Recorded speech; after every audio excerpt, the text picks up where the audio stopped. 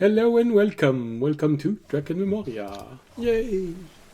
What are we doing tonight? Dungeons and Dragons. If you're watching this on Wednesdays, it's live campaign. It's watching this on Friday. It's a rebroadcast of the live campaign. So,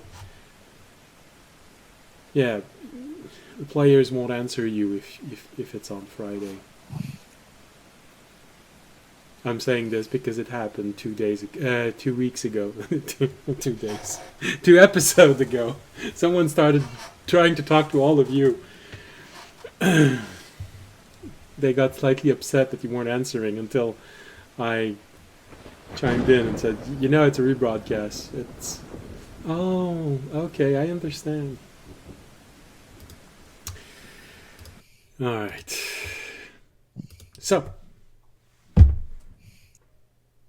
if you enjoyed the thunderstorm that was in the background, that's Ambiance Mixer. If you like the world map, it's WonderDraft. If you like the dungeon maps and battle maps, it's Dungeon Alchemist. And if you like the town maps, it's WonderDraft.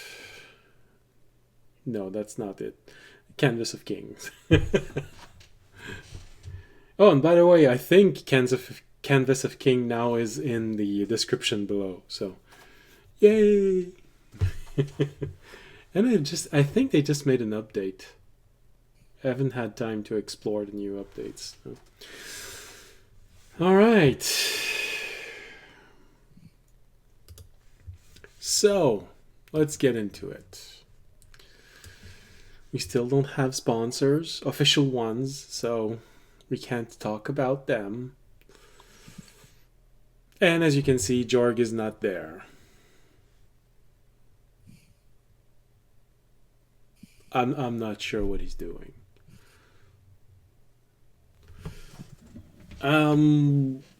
He's eating some snow. Really? Already? Damn. I didn't know it fell this early where he lived. For sustenance. I know. It's not the best choice, but it's better than other things. If you want to start chewing on tires, I think snow is better than tires.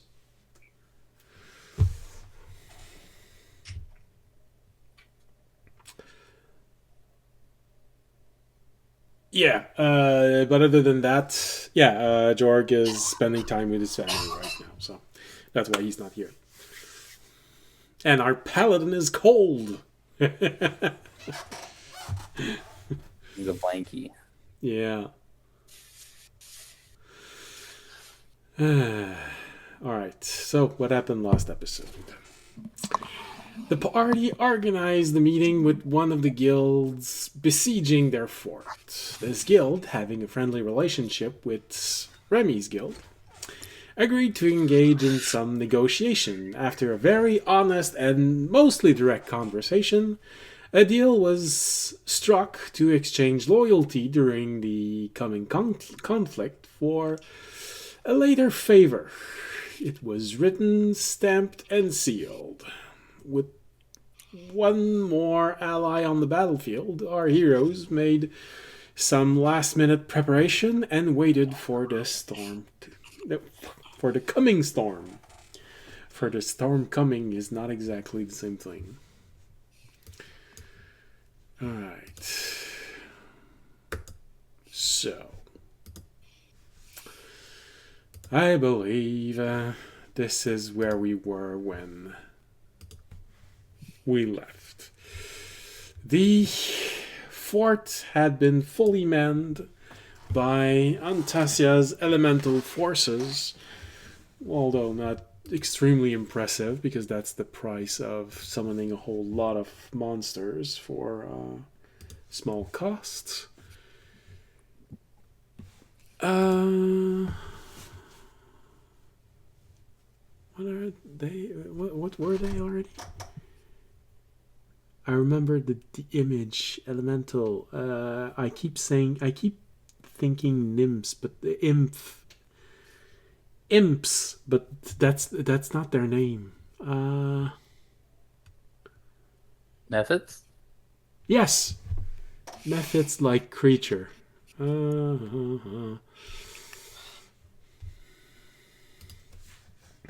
Hold on. I have this here. It's in this one.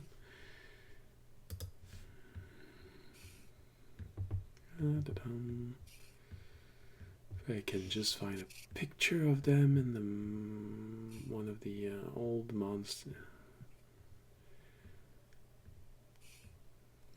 appendage. That's probably not the right book then.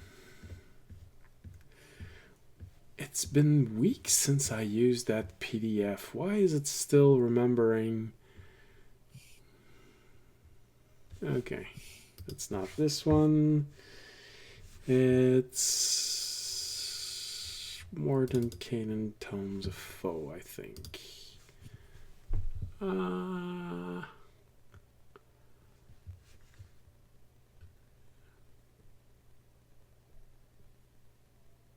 No, it's not there.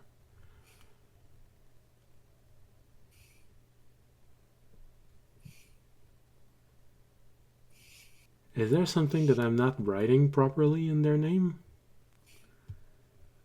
What are you looking for? Their stat sheets. For methods? Yeah.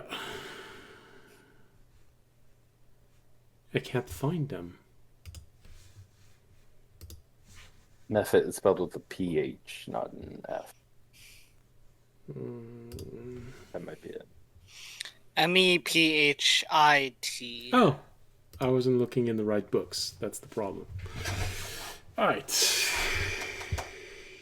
That's what I wanted to know.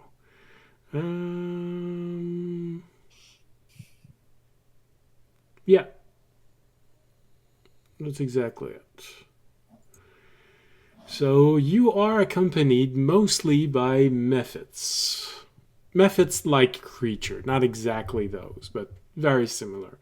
That's what's manning the walls. You have to make sacrifice for to be able to summon so many.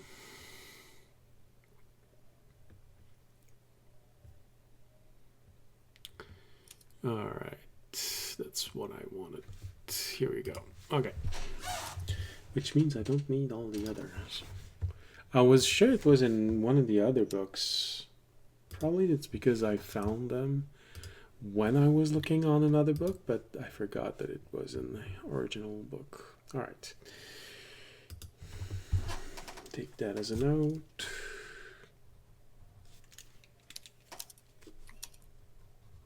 Alright. Got everything I need.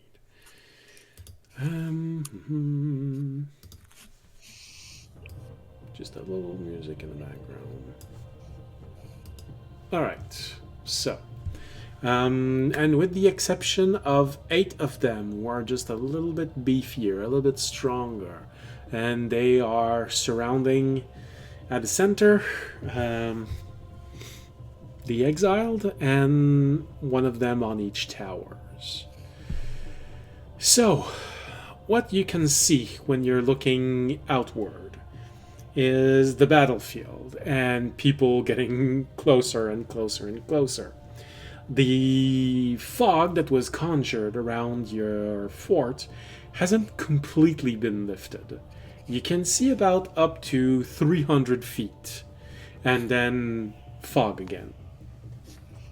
So you can see a lot of people, but you don't see what's beyond there. So you can't be sure if there isn't any reinforcement, reserves, anything like this. But what you can see is that they're coming from everywhere. I'll be using the map the same way that it's on the battle map right now, so that you have a better idea of where things are. So audience with Magna and Jorg positioned themselves on the western wall, which is the one which has the gate. Fisher is on the northern wall, and the building that's just beneath you is the armory. No one talked about where they wanted Arunak to be, but I placed him on a tower. But if you want him near one of your 3 groups, that's okay. I'll just change his place. Otherwise, on the towers, you have Antasia looking toward the front at A1, Azidra at T1, and Iselna at T20. Okay. So, I think Oglenak would be more useful next to or near some of us. okay. than up So on the tower. on the with the group on the northern wall or the western wall.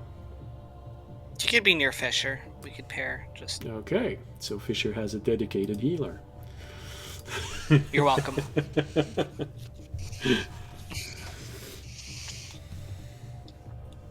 Fisher, your Listen, chance of yeah- survival have just increased. Listen, it's always good to pair the Mercy and the Reinhardt. What can I say? Yeah. Okay. Yeah. You have to give your healer to the weakest member of the group, you know. Now that Tobiashi is in the air.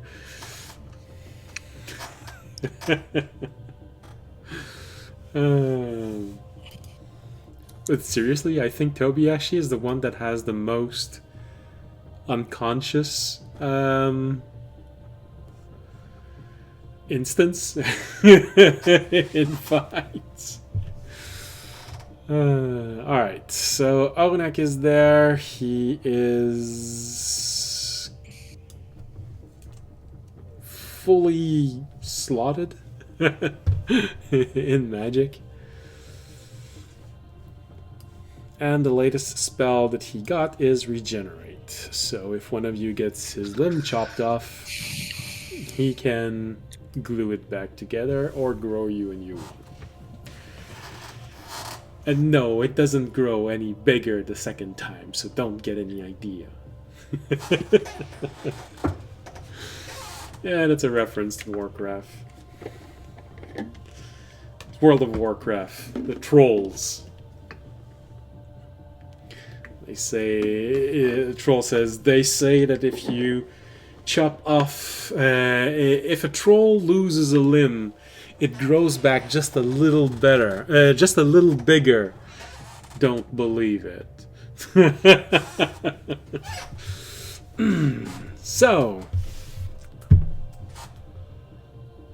your enemies are approaching. What strategy do you want to use?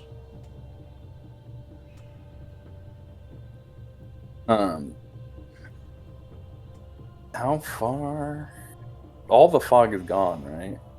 Like I said, the closest one is gone, so you can see up to 300 feet, just about, outside of the fort, but beyond that, the fog is still there, so you can't see if they kept reserve, or if they have reinforcement as it's arriving. So the warlords are positioned coming toward the northern walls. North is... Where you are. Okay. Other than that, Remy identified a flying ship arriving from the west. It will not be part of the first wave, but it will definitely be part of some wave at some point, and they're your favorite friends, Fisher. Mm-hmm. Please, they have their flags on the ship.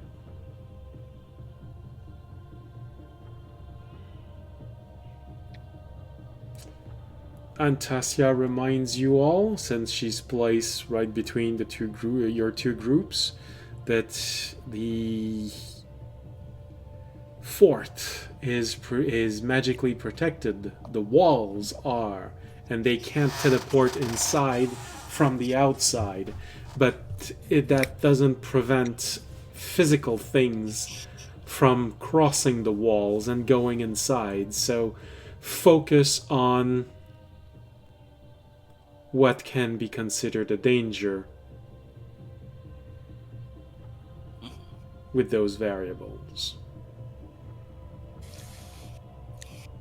There are multiple ways to go around barriers. Some very direct, some indirect ones.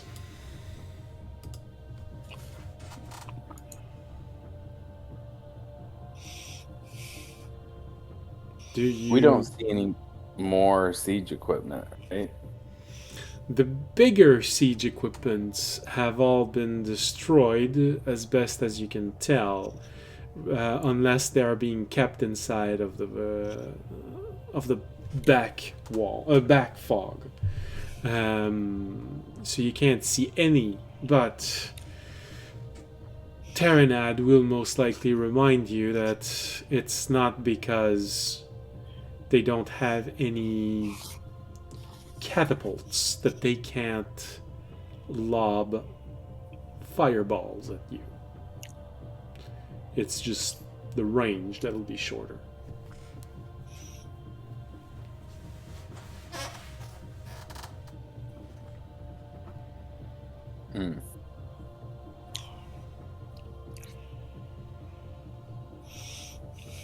Do you do anything for the first round of them approaching, or do you wait for them to get a little closer? I think. I mean, I don't want to run through a bunch of Jorg's consumables, but he does have 3 of these. So I think Jorg is going to drink one of his potions of heroism. That's good. Okay.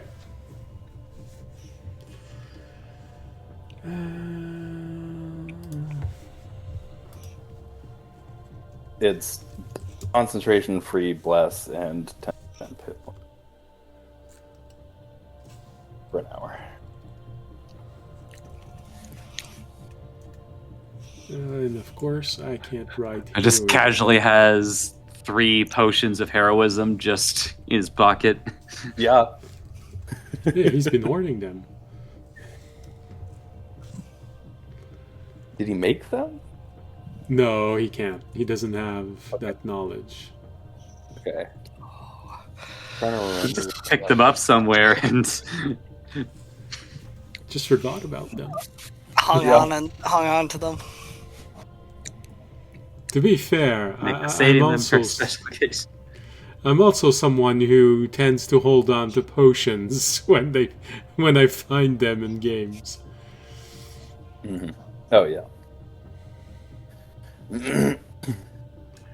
I mean, there is the joke of every JRPG player's instinct is to, it's like, I'll save it for a really important fight, and then you never use them, and not even against the final boss. The fight just wasn't that important. You see, that was me, but I would use it against the final boss, and the final boss fight would be really easy because I'd have like 10 billion potions and bombs and other consumables like saved up for them. And that's why they make boss in stages, so that you use everything on the first stage. So it's your fault that we have boss that have 5 stages now. Okay.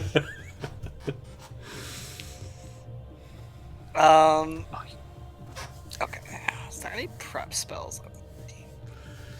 Alright, and gain 10 temporary for the same duration. You're under the effect of Bless. Oh, okay. Bless, no concentration required. I thought you said... Yeah. I thought you meant that the heroism make it so that you don't need concentration to maintain spells. What? No. No. There is currently no potion in the game that does that. No, but I thought, okay, maybe it just says that you don't need to roll again for concentration when you get damaged. That could have been something that's thinkable, but I don't remember seeing that. Have these methods already pierced the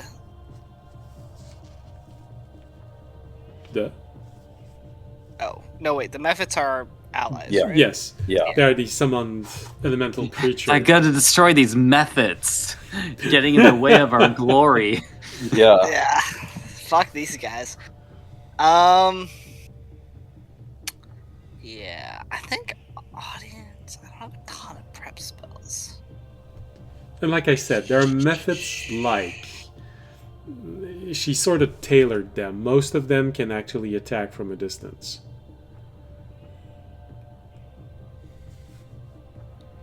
Yeah, we're gonna cast. How long does this last for? Oh, 10 minutes? Yeah. Once they get close, I'm gonna preemptively cast Spirit Guardians just to have them floating around me. But I think that's it. Okay, so close as in they're about to get in to come inside of the fort? Yeah. Okay. But just before initiative is rolled, I'll cast Spirit Guardians. Actually, are these oncoming forces are they kind of bunched up, or like are they? Sorry, I should probably clarify since I'm looking at the map. Are they all these green ones, or are those the No, the methods? greens. No, the greens ones are your friends. They're the methods arriving. They're the methods-like creature defending the walls. No, they're approaching. Yes, they're bunched up, but in small armies. So it's you got maybe a group, two groups of 12s approaching.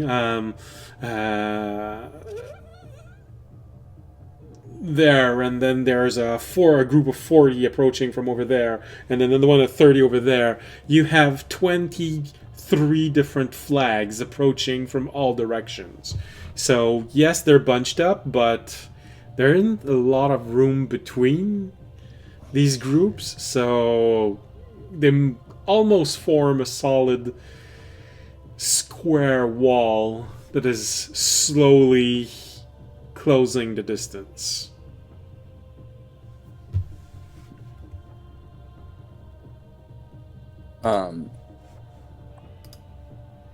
Jorg is going to cast plant growth, because Jorg and audience are on the side with the gate, right? Yes. He's going to cast plant growth in a 100-foot radius in front of going out from the gate. Okay.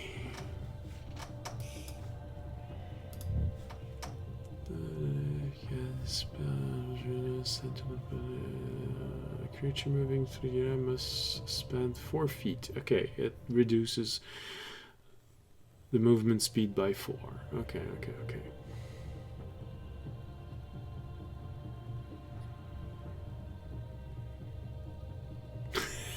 So basically quarter movement. Yeah. Do you want him to have cast that 8 hours ago? So the land becomes rich?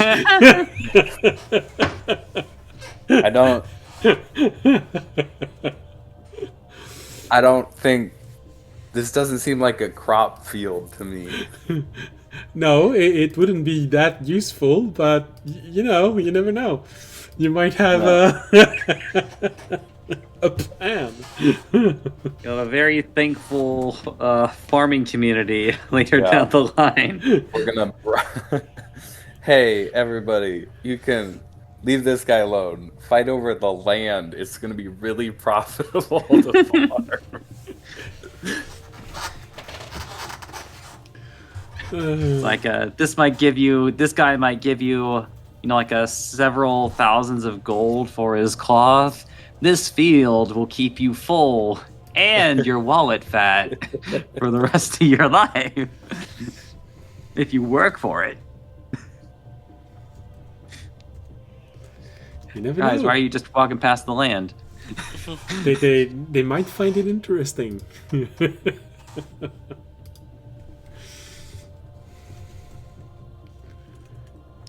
Does nobody here want to live an honest life? No, they're all in too deep.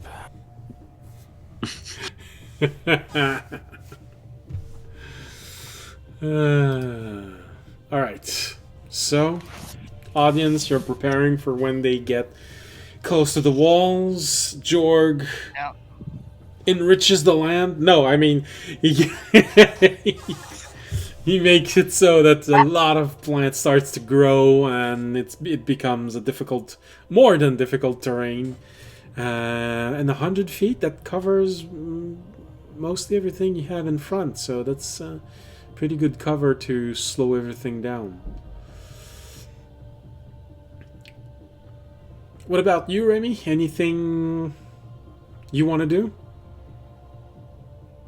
I mean, anything that Raimi would be able to do.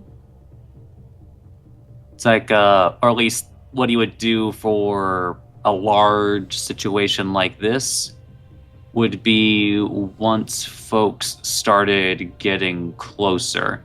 Okay. But I will say that he's gonna, because right now he's in the air, invisible, looking through. So I think he's going to try to analyze the oncoming battlefield to see which ones seem to be the toughest parts of these forces. Like maybe there's like a whole faction of warriors, for example. It's like that look pretty beefy that they should watch out for. Well, right now, because everything is just started, everything feels very dangerous everywhere. But because the warlords were positioned to the north, it does feel like the northern wall is probably the one that's going to be hit the worst if they can manage to go above the wall in some way. So long as that hasn't been accomplished, their army isn't all that dangerous, although archers can probably cause a lot of injuries.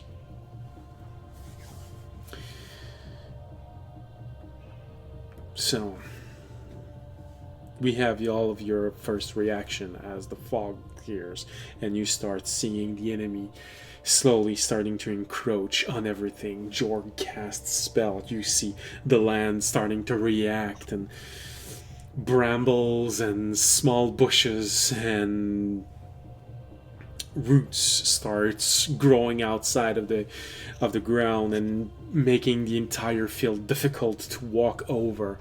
The enemy is not there exactly yet, but he's going to be there soon. They still have a good 100 feet to cross. They're moving from all sides slowly, and probably this is where Remy, you're the first one who's probably gonna notice this. And maybe that's a good thing, simply because you'll always have those precious moments of memories to share with everyone else when the fight suddenly became weird. You start hearing from the southern position, southern wall, music. Oh no, it's the bards.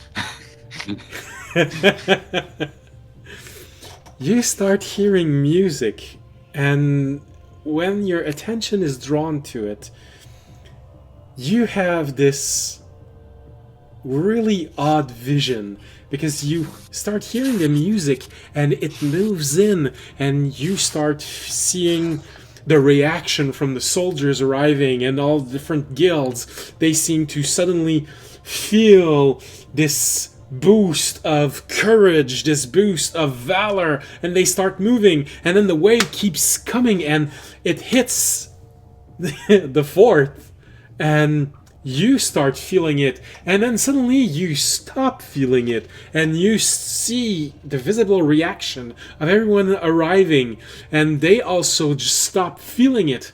And this is when you realize that, oh god, there are two Bards Guild One is with you, the other is with the army. 500 feet away, on the other side of the fog, just this little bit of fog clears. And in the background, you are looking at the Battle of the Bands. One fighting for you, and one fighting against you. Spells are being flung. Set up right next to each other.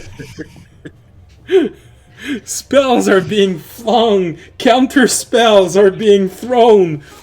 Some are trying to buff you from where they are. Some are trying to buff the army, and they're just pouring this, while the rest of the guilds on each side are throwing spells at one another and trying to beat the other group.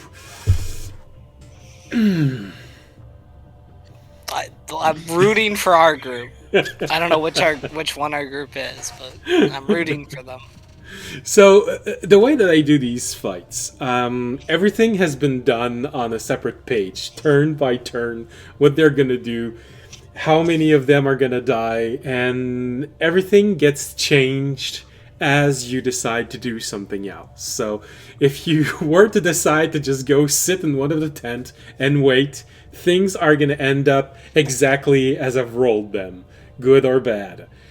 But the moment you start changing things, I'm going to make modification to this, to what gets damaged, what gets closer, and you may save people, you may cause the death of people.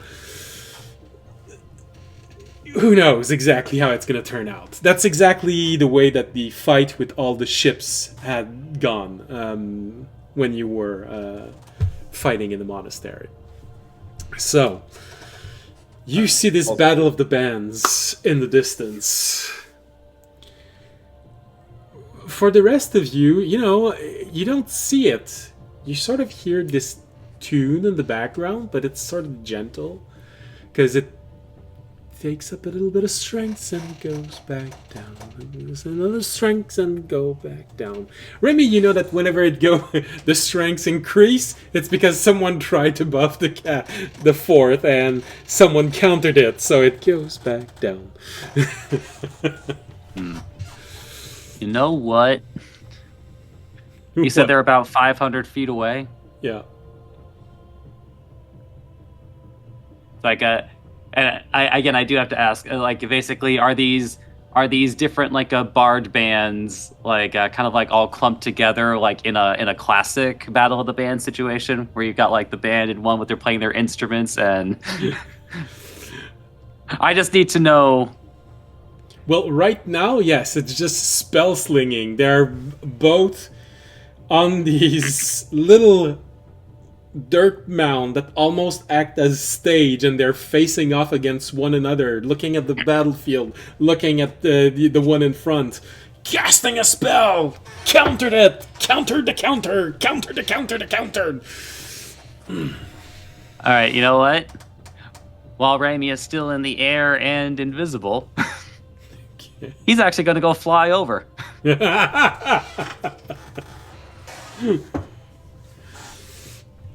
All right. This will take a couple of rounds, or more than a couple of rounds. Are you gonna go drop a stinking cloud on the opposing bard?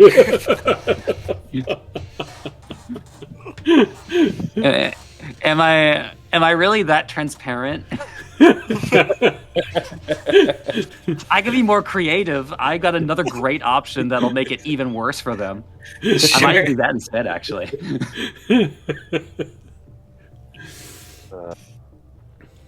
I can always grant you a wish at one point if you promise me that it's gonna be you can cast Thinking Cloud whenever you fart.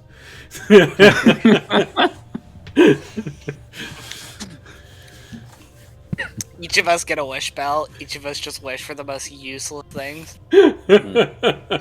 I want to be able to conjure orange jello whenever I feel like it. Spicy orange jello. Well, things like that. No matter that. the situation. Things like this may actually now summon a hostile ochre jelly whenever you want. things like this may actually be possible if you ask Ganbu, because his store is all about slightly useless things. He might be able to sell you underwear of jelly how's conjuring. the Jorg? Can you pull out your jelly? I want to see how much it's shaky right now. That's a good question. How much would it be shaking right now?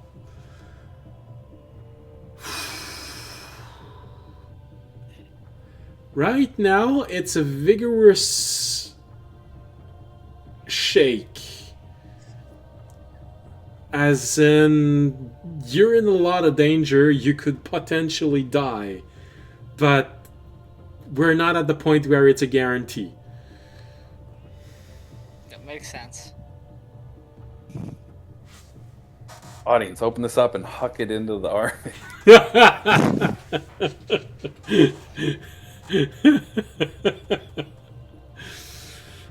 why don't I use our bomb while I'm at it? Yeah. They're two things we always have to say before every fight. Also, because he's not on the map here, Terry would be on my shoulder. Alright. Terry shoulder. Alright, then he's looking in that direction. Okay.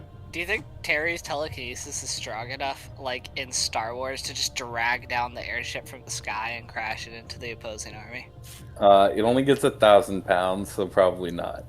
Unlucky. Yeah, no. That's why we get 1,000-pound boulder Dragon and start bowling. Well, you know, that's why. Especially if they're all just like in a straight line, just like roll the 1,000-pound boulder. Can I roll perception to see how much I think this airship weighs? Okay. Well, you can. Sure. It's a 15. That's a good question. How much? Oh wait, I don't actually get a minus to that. Did Sorry, it's a 16. How dummy thick is this airship? How thick is this airship, guys? How dummy thick are the pirates on this airship? Alright, so because the ship is mostly made of wood, but there are some metal parts, and it has a closed canopy, you're guessing probably within the range of 400 to 600 tons. Okay. That's close to 1,000 pounds. Yeah. Sure. 200 to 300 off, but Just a few. It's barely enough to notice. I'm sure he can at least change its heading. You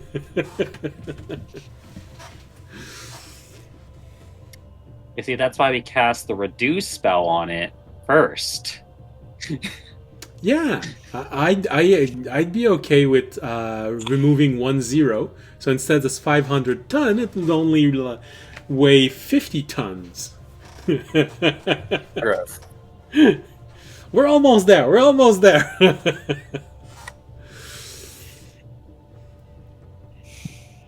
All right. So Remy starts flying toward the Battle of the Band in the distance. Terry looks forward and sees everything that's getting closer. Audience wonders if Terry could pluck the airship out of the sky. The enemies get closer. Once again, you start, and this is when you start hearing a rumble in the ground. It's moving in circle around the fort. You just hear it go.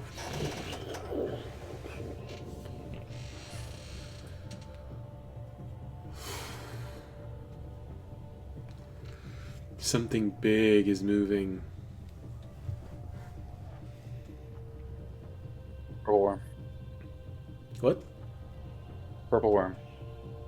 Okay. It's on our side though, don't worry.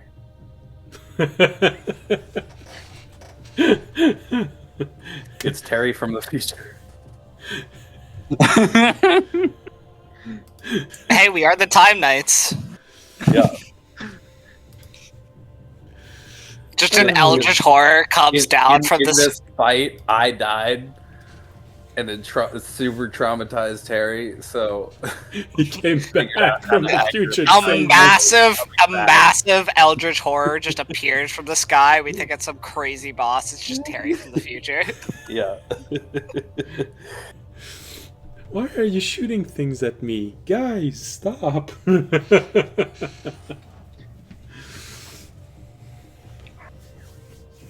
Also, why are you so much smaller than the last time I saw you? Can't you understand what I'm saying? You're looking up and all you can see is the stars in the skies seem to be shifting positions.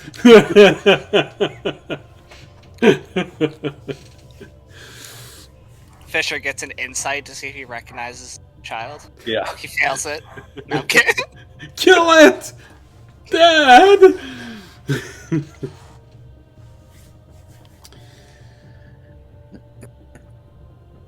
Alright. Remy, how fast are you moving with your flying cloak? So I believe you gave it a flying speed of... It was either 50 or 60. That's what I was gonna say.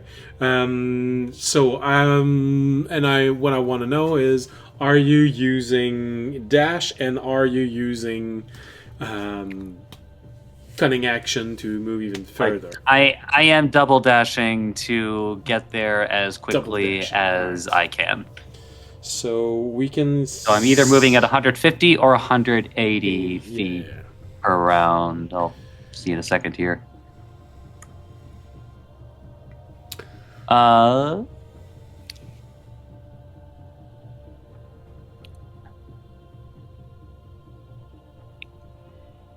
Yeah, 50 feet. So 150 feet around. So if they're 500 feet away, I should be able to get there in 3 rounds. Yep. Or 18 seconds. That's a long flight. Ish. That's a long flight when you think about it. And the closer you get, the more you hear the epic music of it all. Because they're all completely casting. There's no verbal component. Well, except for one on each side. There are no verbal components. It's all musical components. You hear Except lutes. for the acapella group. Yeah, you hear lutes, drums. Someone has a triangle, you think.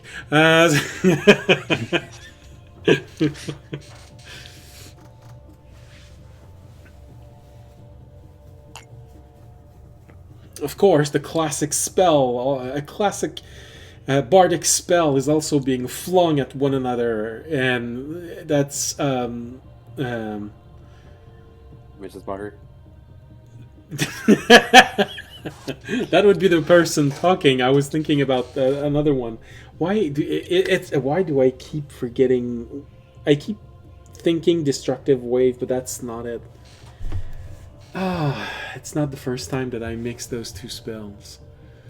I think it's level 2.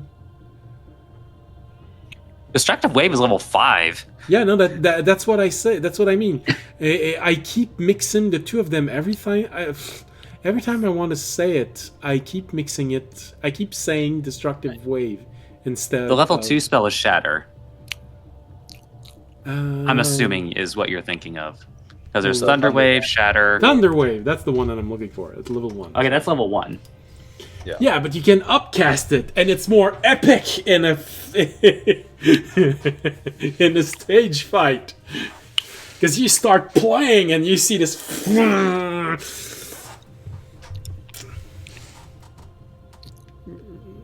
My image of this might have been influenced by Transformer. There was this one episode where Jazz and Soundwave squares off in a fight. Each time one is attacking, it's counter-attacking with even more sound. Of course, Jazz starts with music, Soundwave goes with Soundwave by plugging himself into the speakers, and then Jazz decides to go all out. And you can't even hear music at the end, it's just...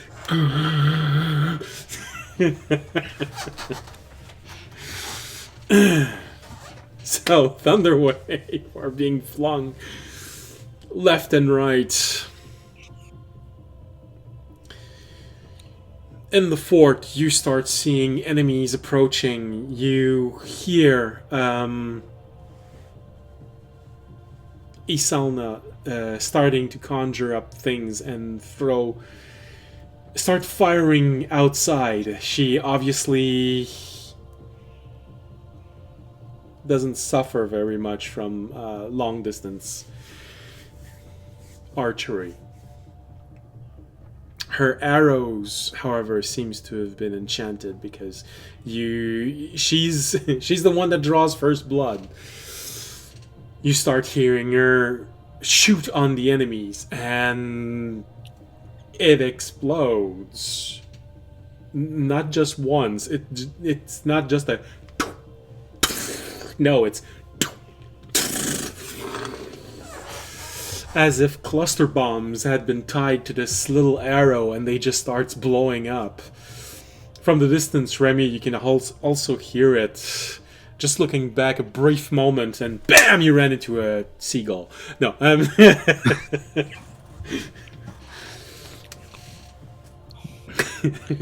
I got dinner! Dead seagull. You know, you always felt like the seagulls when you arrived in this island chain were mocking you as you were walking down the ship on the dock, and you kept hearing, "Oh, oh!" And then you just saw this of shit. You just got your revenge.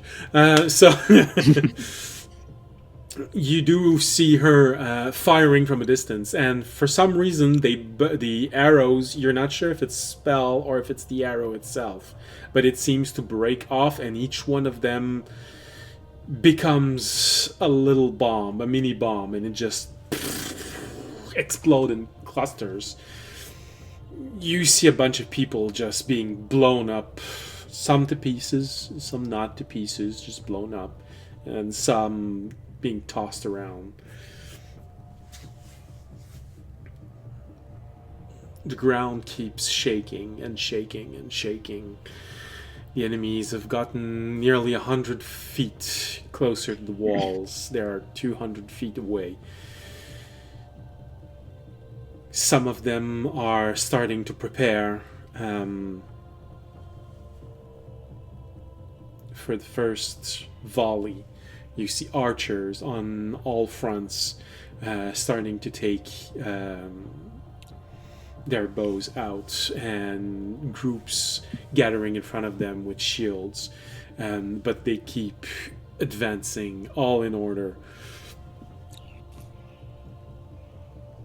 Fisher, an audience, just because you're the most tactical-minded, martial-minded of the group.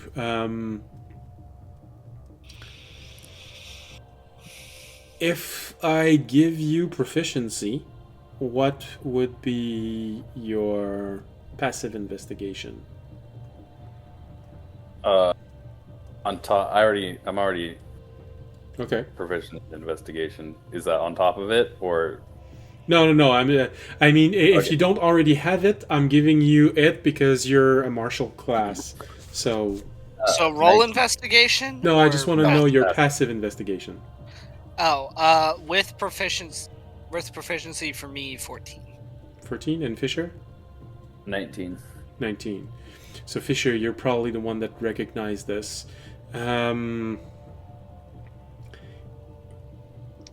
there's probably one warlord coordinating the movement of the troops. It's too well organized. Too many guilds. Most of them aren't there for open warfare, but everyone is moving forward, keeping their alliance in a very structured, very tactical way, as if an army being commanded. So, most likely, one of the warlords is behind this, or each one has part of the army and they are coordinating with one another.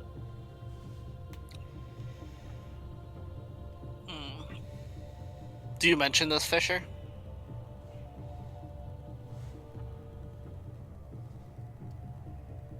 Do we have message right now with you? Do we have telepathy connecting each other right now? So, I don't know how much time has passed since it was cast, though if folks wanted that to be continually active, Raimi would have taken the time to re-up it. Okay. I mean, it would be good, especially if we're planning to split up over a large battlefield. Yeah. Just so we can communicate. Yeah. Yeah, I'd let everybody in on that. Okay. Okay. Can we tell how are they using like, do we see like, or hear like horns? Do we see like flags? Right now, no. You're not sure if it's because orders have been given, and right now there's no reason for these orders to have been changed. So they're just following the last order that were given, and that order is stay in formation. But you probably estimate at the moment someone's gonna attack. The moment someone's gonna do something that's gonna change the plans, that's where you're gonna know, is it flags, order, horns, telepathy? Okay, whatever it is, audience would take the time to go to Yasalna,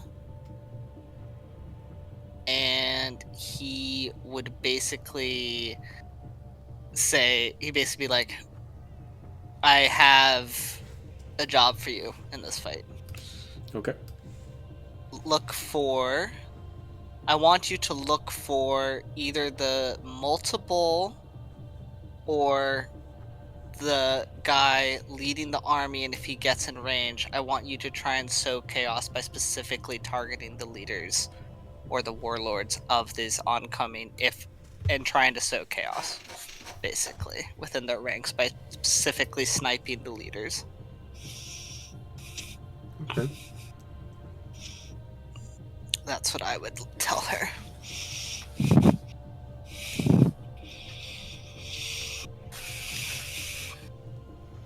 If you fly, you can tell her this in person in 2 rounds. If you want to use the connection, well, you can just think about it. Yeah, I would just use the connection to let her know. Alright. She acknowledges, so she is going to change position and go to one of the tower facing the north.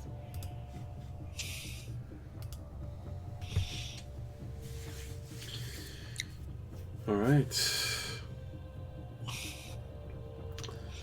I guess Antasia could also help with that. I would also see with her if she has any way to divine or use anything to find the mind that's giving the orders, to maybe tag team that one a bit. If she can help Yasana figure out who it is.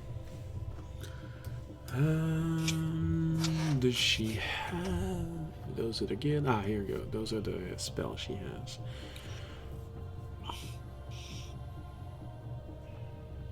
Because I assume that person's mind would be a lot more active than any of the other soldiers.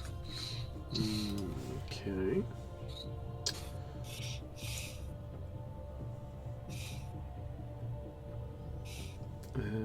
That's probably possible. What is the range?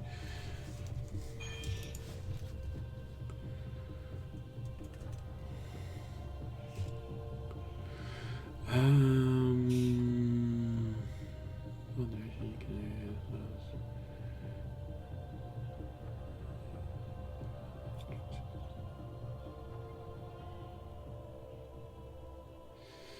can. She can. She does have at least one option. Can I? Does she have a better one? She already used that spell slot.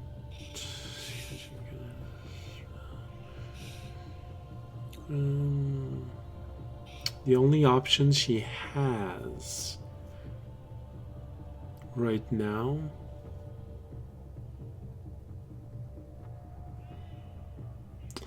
Alright, she's got two options to give you. Because one of you at least saw that person and you're inside of a link, she can try to locate the warlords, but detect thoughts, someone's gonna have to be within 30 feet of her.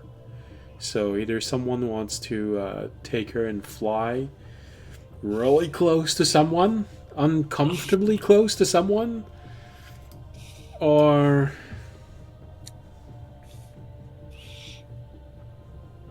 it's gonna have to wait until someone's right there. I mean, again, she doesn't have to use it on me. I just saying if she can help, she can help.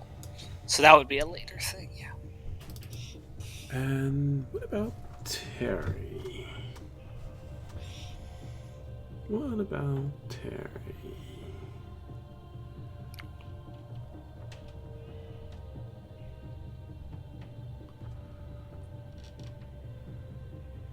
Terry can do the same thing, but at twice the range, using spell points. The only problem is that he's not going to be able to understand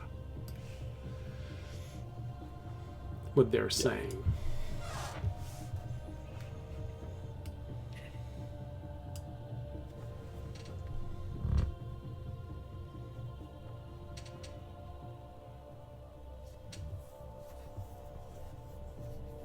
I don't think this is a detect thoughts thing. I think this is a who looks like a warlord and is verbally telling people what to do. Take him out. I think this is going to be a perception thing. Okay. In that case... Because I don't think... There's no way whoever's leading all this is going to get anywhere near 30 or even 60 feet. Okay. In that case...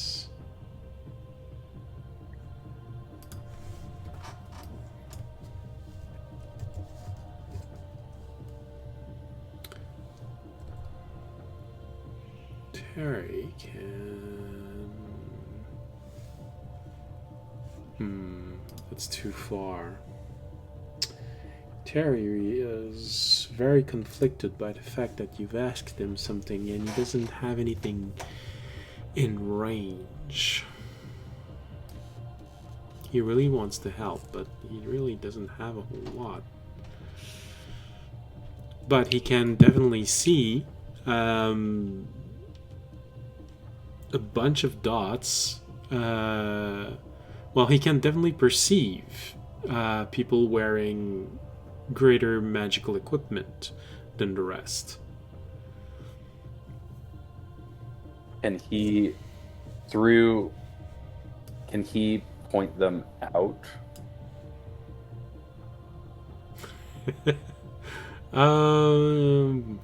What? Minor illusion. All right. Yeah. Actually, not Isalna. Azidra? The other one. Yes, Azidra. The one that's sniping dudes from. Isalna is the one that. Isalna's the one with the bow. Oh, okay. She's. Azidra's like more of a dagger Yeah. up close. If you'd have to tell, Isalna is most likely maybe 1 or 2 level in rogue and everything else in ranger, while Zedra is most likely everything in rogue.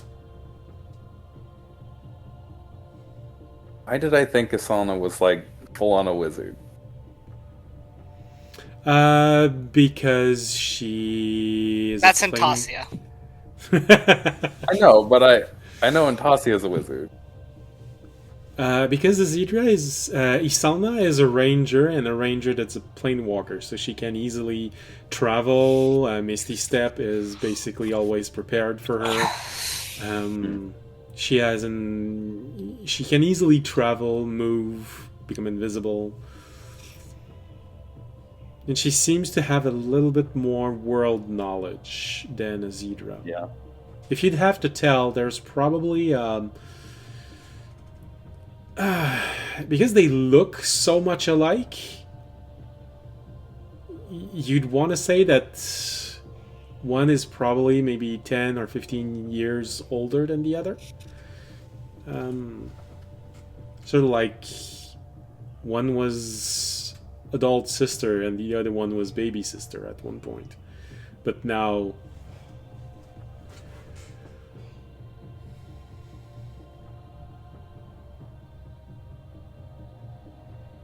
So what do you want to ask her? Oh, I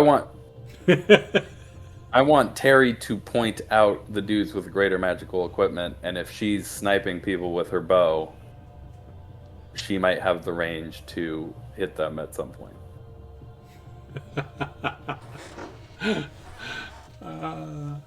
Okay, that's doable. Because assuming it's a longbow and she's got a sharpshooter, that's way more range than the rest of us have. That's why I'm narrating the army getting close, because most of them don't have sharpshooter, so when they get within the 150 feet, they're gonna be able to start firing on all of you. But Zedra, like you said, yes, she has a longbow, she's a sharpshooter, and she's got magic and enchanted arrows, so she does have quite an impressive range.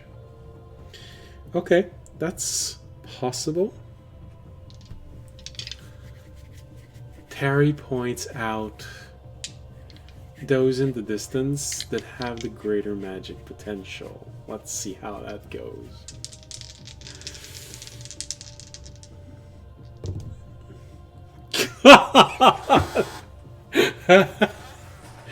Oh, wow! That's gonna smart bad. 2 natural 20s. Let's go. She rolled with advantage. She's got a natural 20 and a natural 20. You don't see that very often. It's like she specifically aims for the unguarded crotch.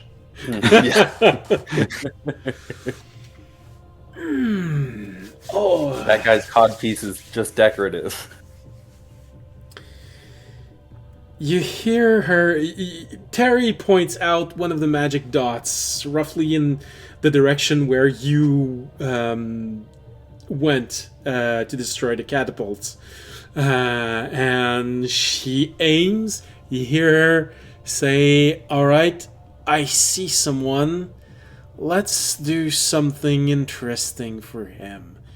And she lets out an arrow which has a tip which is glowing.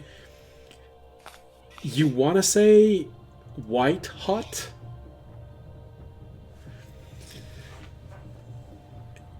You just see it go and disappear in the mist. But because of your link with Terry, you sort of stay aware of the trajectory of the arrow. It hits the person, and you can't feel that person anymore. It's like it vaporized. Well, that's gonna screw up their battle lines. No, like, And make them probably terrified. So it's one of her better arrows. It's a disintegrating arrows. That's a good arrow. Cast Yep. disintegration on anything it hits. Solid arrow right there. All right, boss. What do we do next? Boss? The horse is here. Where did he go? The shoes are still there. But where's the guy? This is giving audience ideas. Next time I go to the gnomes, I'm gonna ask them to see if they can create a dust of disintegration to sprinkle over weapons. Okay. they do. You sprinkle it over the weapon and it disintegrates the weapon. And it disintegrates the weapon, yeah. I was gonna say, there's a lot of risk with that one.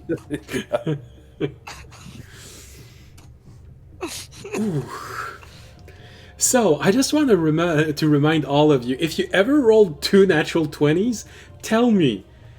Because when something this rare happens, I am very much inclined in creating an additional effect. Something that's not supposed to be there. Alright. I don't think I've... No, I rolled 2 nat 20s once in my life, back to back, but I think that's it. If I could... I don't know. I mean, can I actually push this down? So no, the camera. It's the damn wire connecting the camera that's not allowing me to. All right. Well, you're just gonna have to trust me. I mean, it could be an easy just morale loss for that group. It's like or if we just wanted to be really funny about it, some other guy thinks like, okay, I guess I'm the boss now, and then makes all the wrong decisions. Yeah. Well, there's definitely gonna be something there because they just lost one person giving orders.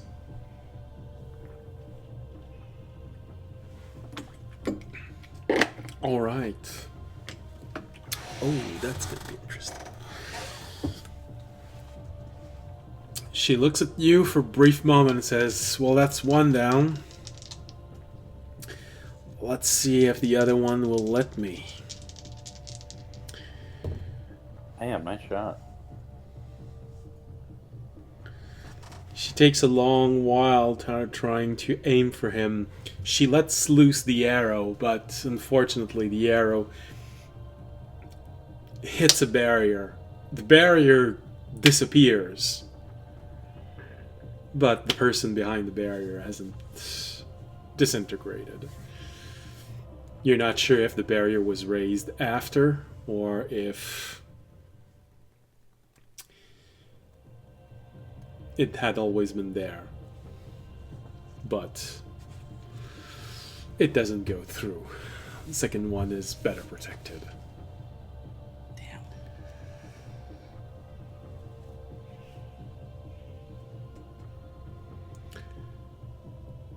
She lets out the message. Well, I don't know how many of those protection they have, but I know I only have 5 of these arrows. Hold off for now. We at least got one down. We'll wait till they get closer. All right. The army keeps moving forward. They've exceeded 100 feet of Fireball. movement. What? Pull out my wand of fireballs and They aren't at 150 feet yet. okay.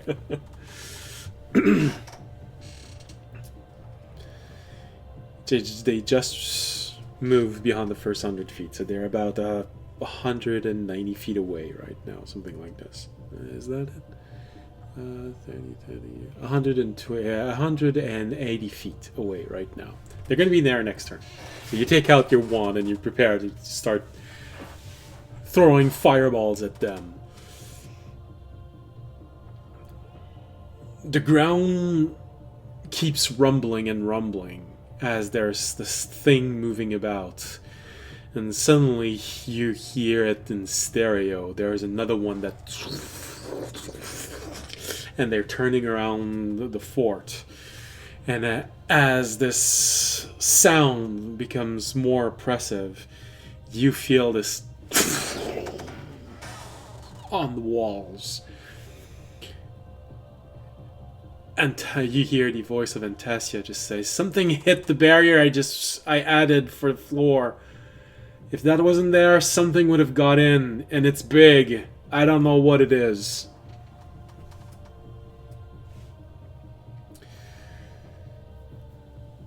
At that time, Remy, you arrive at the Battle of the Bands.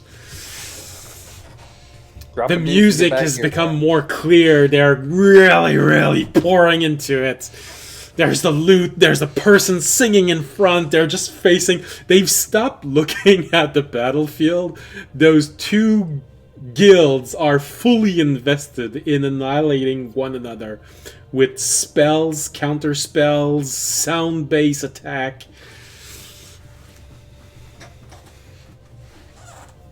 You see a hypnotic pattern starting to appear and disappear as another one counters it, and then another one counters the counter, and then the last one uses the sound to counter the counter the counter.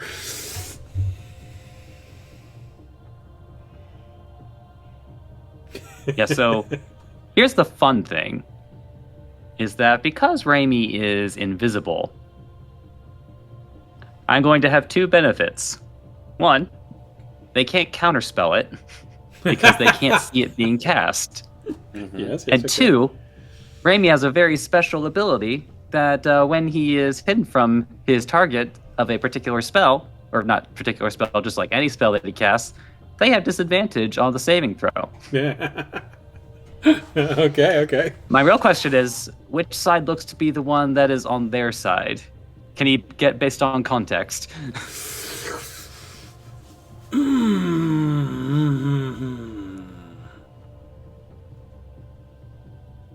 Because if I'm assuming that like one band is probably like singing, Yes. or encouraging an ongoing army, while another one is singing in favor of the brave heroes in a siege kind of deal. That's exactly what If I was I'm- thinking. Are they saying things like this? Most likely. But at that point, it's going to have to be a roll. Meaning it's going to cost you a turn to figure that out. It's better to be right Yeah. than Yeah. to guess on a 50-50. All right. So Raby will take a turn to figure out which is which. All right, make your roll. From where you are, I think perception is enough.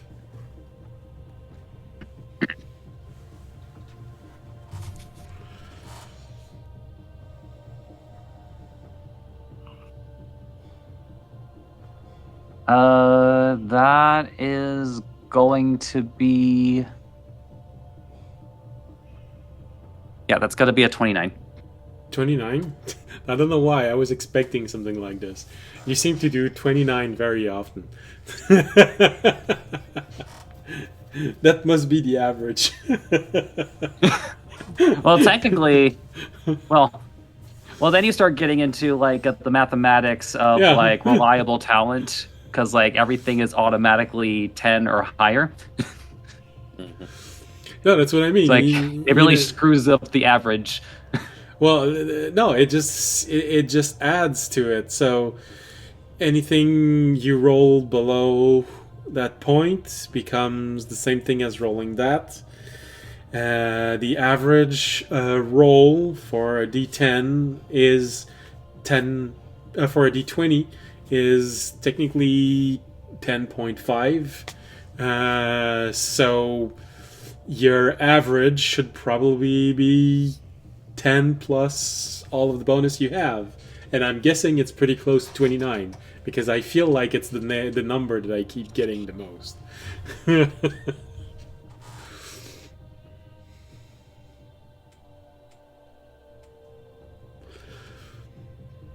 So it takes a moment. You listen to them as they're trying to cast.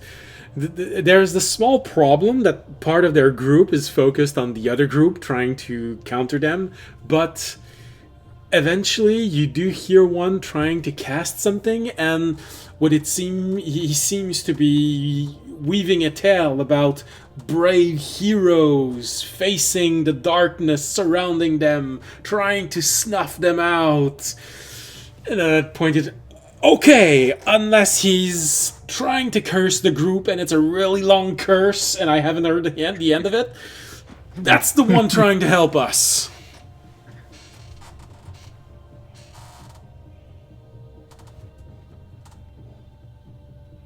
In which case, I guess he'll have to wait till next round, but he's going to position himself properly so that he is facing toward the opposing bard band. Bards. And he's going to make quite an entrance. All right, you position yourself back at the fort. The enemy moves in to be in reach. We have that 150 feet away from the walls. You see them all starting to position themselves, and you cut them short of throwing a fireball. Fisher. What is the DC for taking half damage?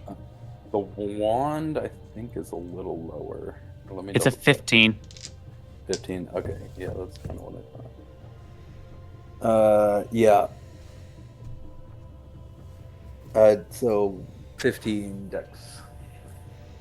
All right. Most failed. Only a few managed it.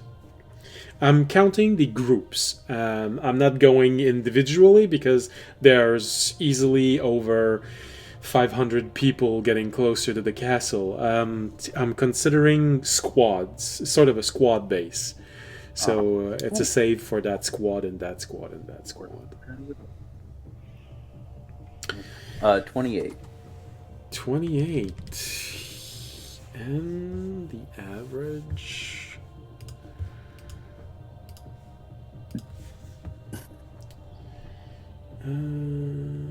where is it? It's this one here. Okay, that is enough for...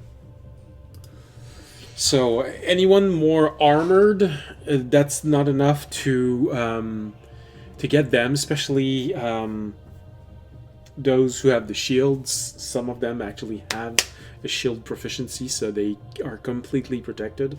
But fireball engulfs everything, so it mostly just protects them and maybe one more person. So it goes inside and it obliterates one squad completely. You just see a bunch of burnt corpse on the ground.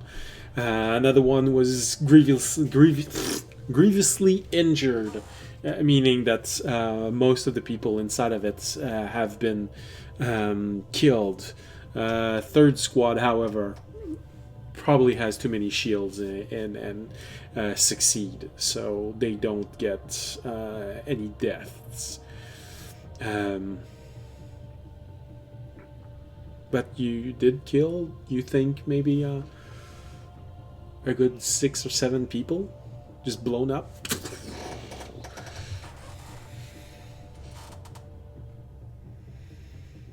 The start. Yeah, of course.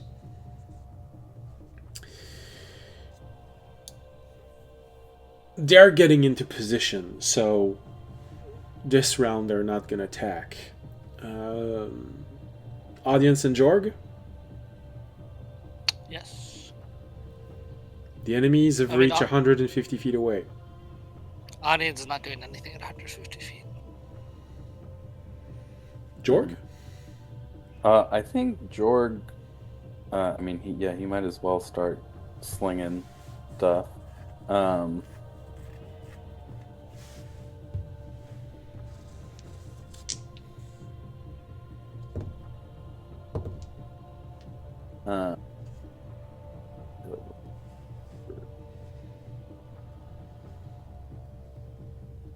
I think he is going to. Oh, are they? It's 100. But it's a 60-foot radius, so it gets.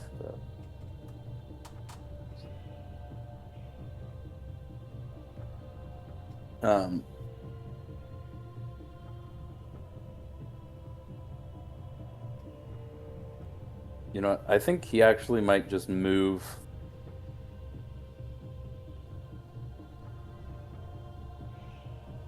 down to the south wall.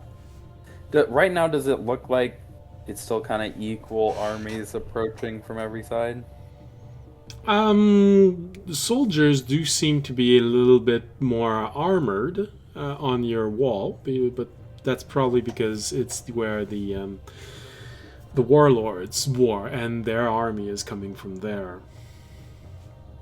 So they seem a little bit more prepared, but you can easily assume that there are an equal amount of people on other sides. It's just that they're differently equipped.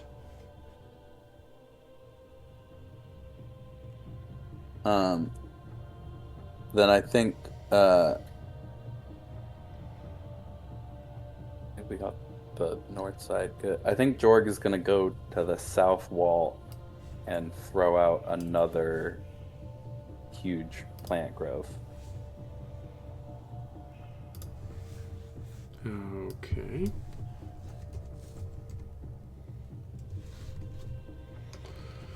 Okay. So that wall, that has something slowing people from getting in. All right.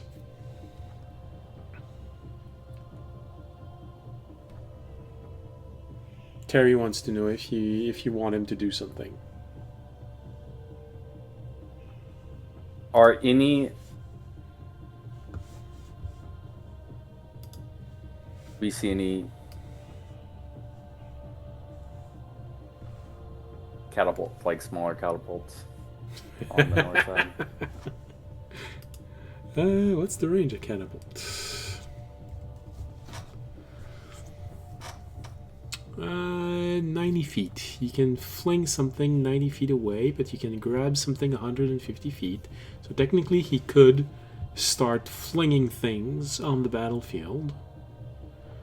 I was asking if not him casting catapult, if there are any catapults that the enemy has. No, you took care of the catapults. Okay. Yeah. I thought you said there might be like some smaller ones or something. No. Not that you saw, at least. And they're not All right. on the part of the battlefield that you can actually see. If they're made of woods, it's going to be more difficult for Terry to find them.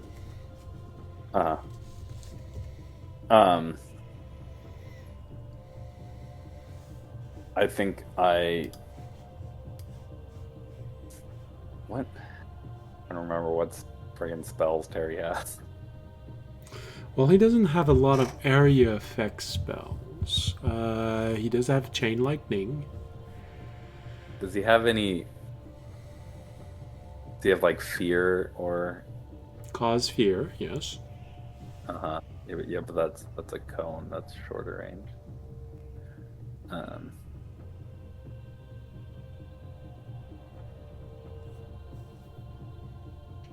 I think I'm gonna tell him to wait. Wait until things get closer.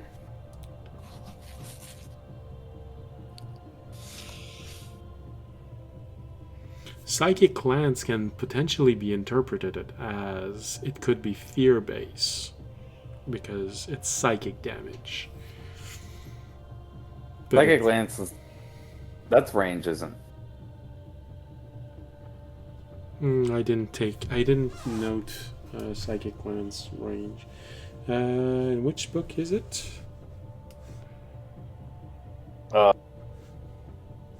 Cautious? Well, Psychic Glance is a single target Yeah. spell. I know it's It's the technically range. ranged in the sense that, but it's a saving throw. Fizbins. Who's in Fizbins? Its range is 120 feet. Yeah. Oh, okay. That's what I want to know. Yeah. All right, so they're not in range of that yet.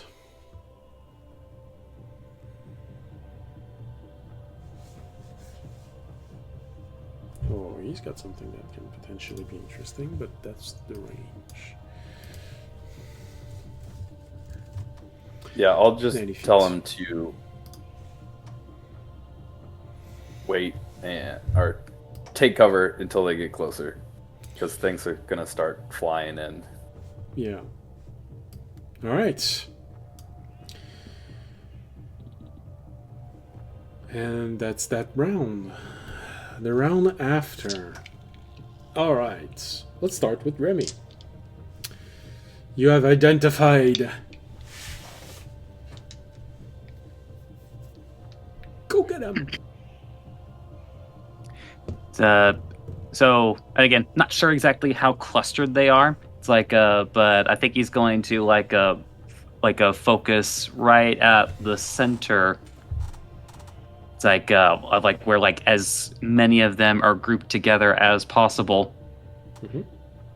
And immediately as he casts this spell, there is suddenly the visage of Raimi with draconic wings, like a shining bright draconic wings before him as he casts the fear spell, almost taking on the visage of a fearsome dragon himself as he directs it downward at the other band in a 30-foot cone. And they all make a wisdom saving throw with disadvantage. Right. Not cause fear. Fear. Here we go. Wisdom. Okay. And what is your save? Sorry, now I gotta double check. When was the last time I had people make a saving throw? 17. I know, wild. DC 17.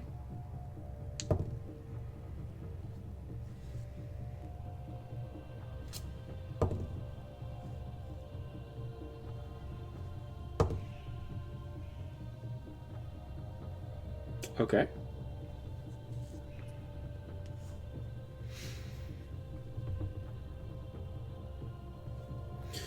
Okay. So, not everyone is affected, but some are. Actually, it's sort of a good news, bad news try. Bad news is most of them succeeded. With Good. disadvantage? That's right, disadvantage. All right, so this one failed. I was about to say, it's just like wisdom isn't even a main stat for bards. Yeah. All right. One of them still saved, but the rest of them, so their assault, I've separated them in 3 groups. The one attacking the other one, the one trying to support everyone, and the one trying to counter everything. So, the one, just how bad was that? Okay. The one attacking the other group all failed. So you get a bunch of them that just starts going everywhere. The group trying to buff the people down below, they all starts running everywhere. The one So all that's left are the counter spellers. Yeah, that's the only ones who are left. It's still So gonna this is a yeah. It's like the real funny part though is that not only do they have to drop everything and run away, the only thing they can do is dash and run away, and they had to drop all their shit that they were holding at the time. So you sort of hear that when as those people are starting to run away, lutes falling on the ground, tambourines falling on the ground, drums just rolling, blong, blong, blong, blong. This little triangle just falling on the ground, ding, bing, bing, bing. They start running away in every direction. You see the two others who were there for the counters. What the heck? And they're looking.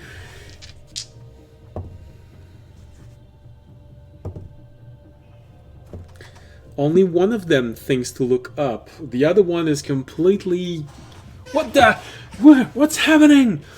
Only one of them looks up. That's going to influence what's going to happen. Alright.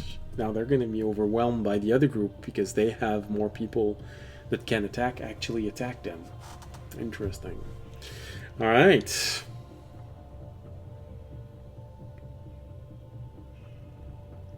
I think from that, Remy, you'll gain a bardic inspiration. Because the group below now has more people doing stuff, and the other group trying to defend can only counter for this round, meaning the other one, they're going to have to choose between countering attacks on them or countering buffing attacks. If they want to survive, they're going to concentrate on countering attacks on them, which means those buffing suddenly... Remy, you feel this bardic inspiration coming up, and then the sound picks up and hits everything on the battlefield. A lot of people seems to suddenly get a little demoralized. Audience, you start hearing this tune in the air. Yeah, man, that's awesome. They have their own version of amplifiers. The music picks up on the battlefield, and you immediately start seeing effects. Some people get distracted, some people resist, but apparently there is only one wall that seems to resist it, and it's the northern wall. It makes the most sense. They're the furthest away, and they still have one person holding everything, but everyone else slightly gets disoriented by this, and there's an element of spreading into them. But for all of you defending, you all get a bardic inspiration of this. What size? No, that's not what I wanted to do. No, I just lost my place. I wanted to go check something, and I didn't realize I wasn't on the right file, and then everything goes to shit. Hold on. Let me remember this. It's the first one. What level did they get the increase in the bardic inspiration?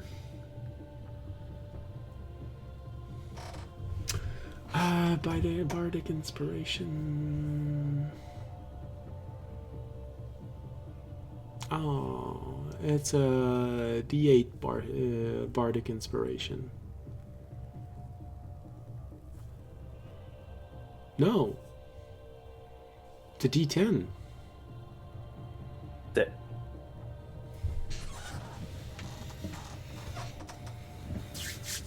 Alright, you all get a D10 bardic inspiration cast on you. Well, you receive the benefit of one that has a D10 behind it.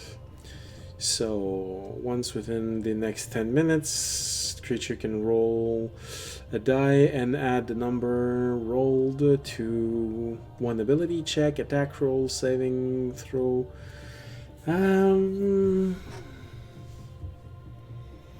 You can do this after you roll, but before I tell the result. Right.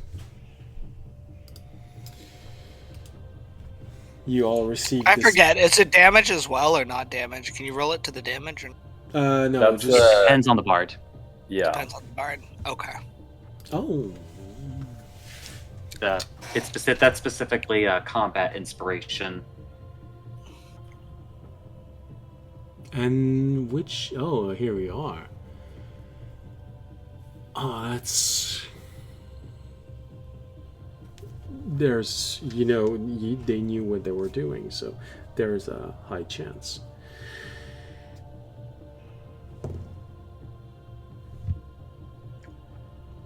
$18. That's pretty good. Yes, that's gonna be it.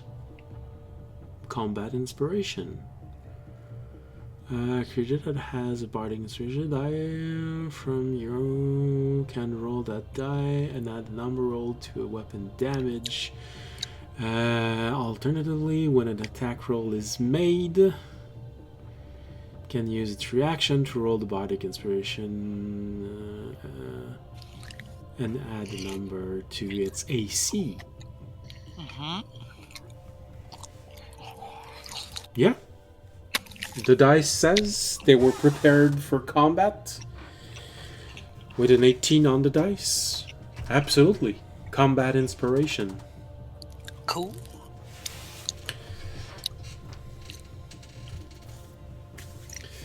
Alright, you all receive that while everyone else on the battlefield, the armies, get slightly demoralized and unfocus. You're the only one to hear this, Remy, but suddenly there's this music that they're all weaving, and because you're so close, you realize that everything that's happening, they're sort of narrating it as well as doing it. So the one speaking in front narrates everything, and they don't seem to know exactly who you are, but they're defining you as valorous heroes defending the like against the encroaching darkness. And then suddenly there's a few bars about a mighty being from the emerging from the shadows and interceding into the fight of music, providing a much needed respite for the musicians to cheer the exploit of the heroes.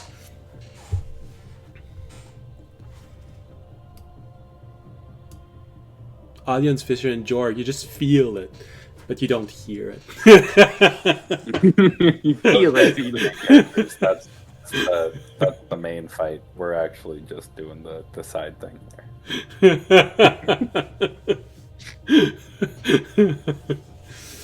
Yeah, it's all about them. They're bards. It's all about them, always. It's like, then Raimi proceeds to reenact the entirety of the Hamilton soundtrack. All right. From where you are on the battlefield, inside of the fort, the enemy has prepared and are starting to do the first element of attacks. A volley of arrows are being flung toward you.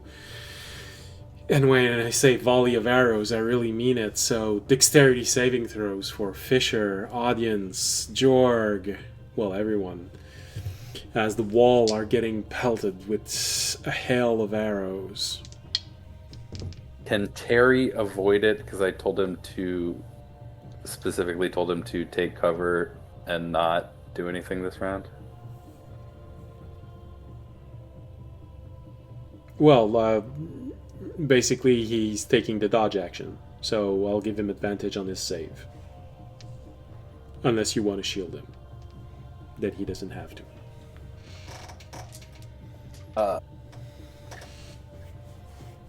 That's just my Dexterous reaction. is the word.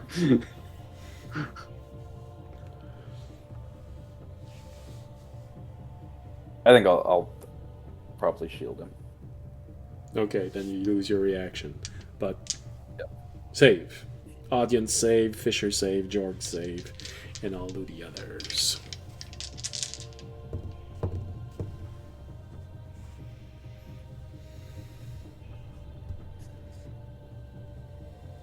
That's not great. Audience, what did you roll for save?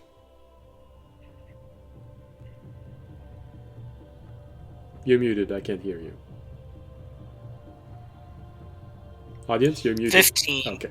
15. Oh, was it a deck save? Yes. Yeah. Yeah, 15. Okay. It's just a hail of arrow. It's not.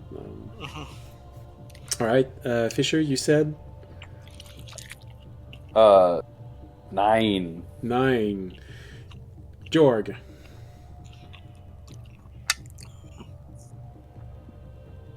Jor gets +3 from me. No, he's on a different wall now. Oh. Okay. Yeah. Oh, right. That's me. Yeah.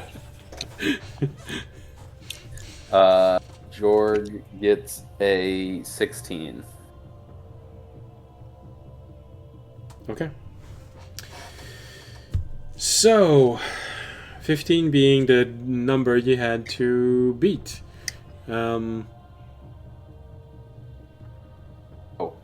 I guess he beat it anyway, so it doesn't matter. But Yeah. I forgot to add the plus. But.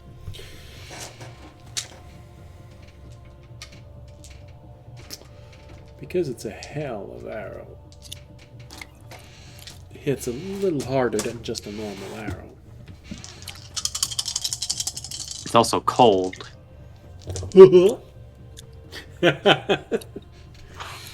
Alright, so if you did not roll above 15 or higher, you take 18 points of damage as at least one arrow either grazes you a little too much or actually managed to as you try to dodge and hide behind a crenellation.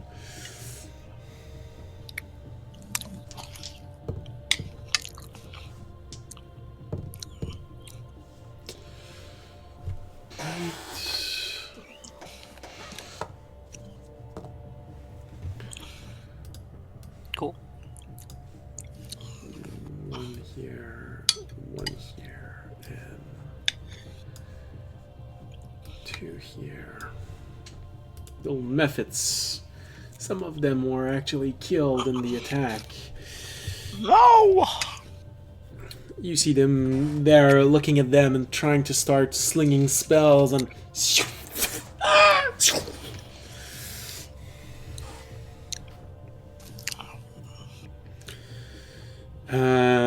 Azidra and Isalna both managed to completely dodge this.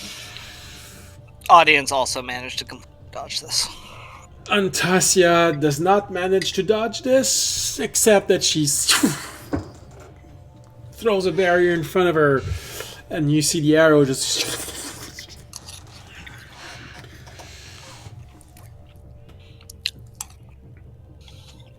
Your tent gets a little damaged.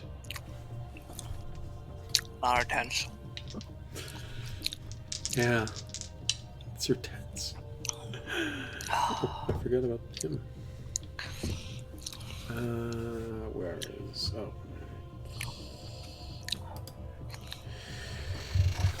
Which means... 14. Alright. Then there's another volley of attack coming in. They also were preparing to use a few wands. Sorry, how much damage did that end up being? 14. 14. Okay.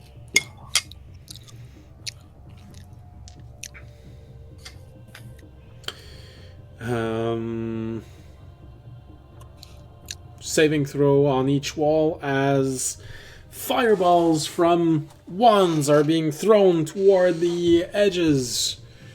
Dexterity save again.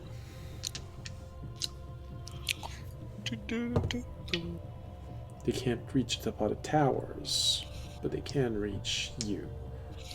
So that's 21. oh.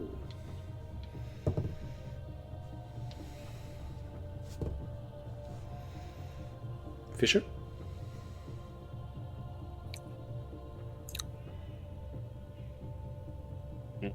Eight.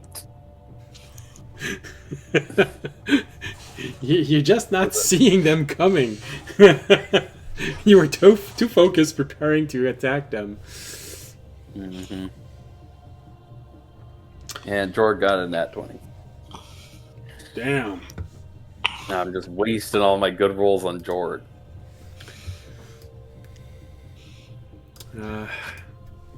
Or maybe it's just the eternal karmic balance that Fisher must roll low. Oh. Alright. See, I got proficiency in wisdom saves, so now I have to roll terrible on my dex save. Yep, that's exactly how it works.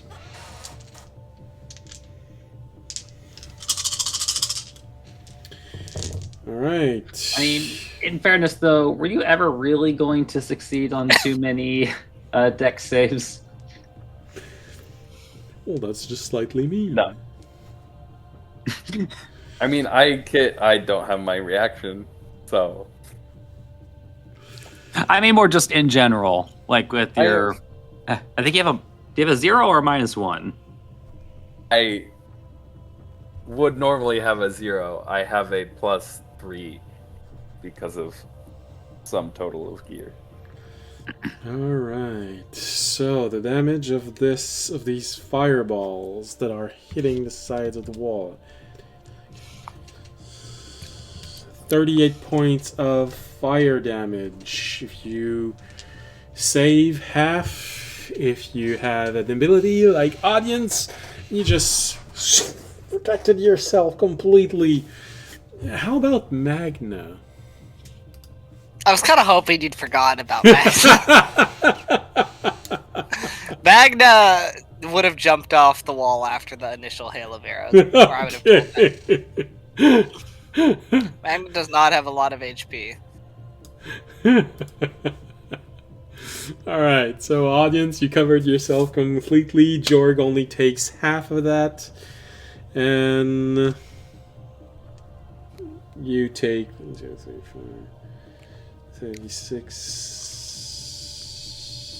38 points of damage for you, Fisher.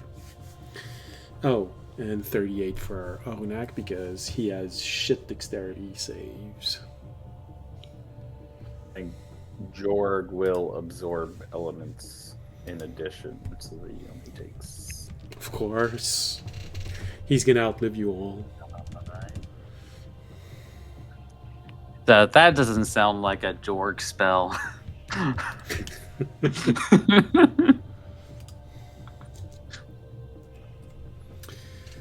Alright. Algonak was quite severely injured by that. Alright. I'll tell him, Ornak, if get off the wall if you need to. You can support us from down in the middle.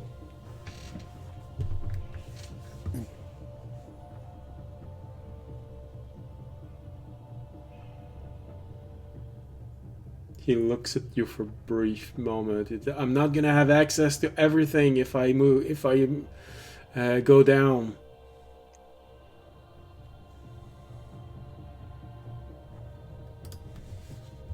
Just if you need it. Maybe after the next one.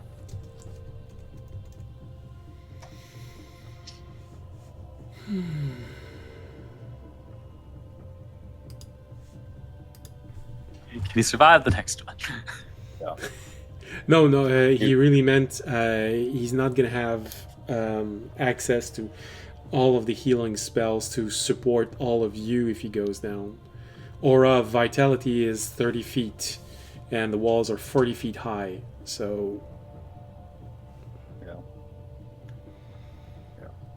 Did that? Oh, yeah, that put me under half.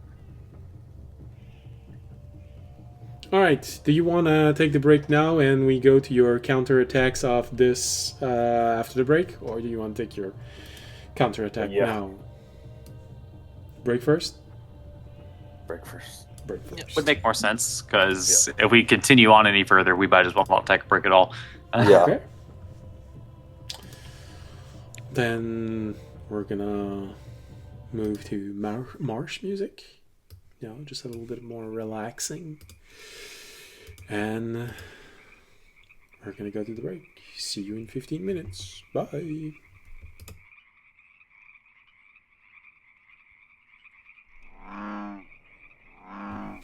And we're back. We don't need to get laughed at by dogs. And we go back to this little fight. Alright. So now, we were at your counterattacks. Fisher, Jorg, audience. After receiving those fireballs and this hail of arrow, how do you respond? You're muted, To sir. respond by using second wind.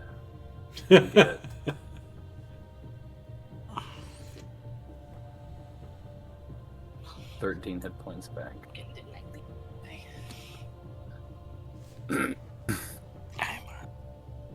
And then I'll blast another fireball from my wand. Alright, go ahead.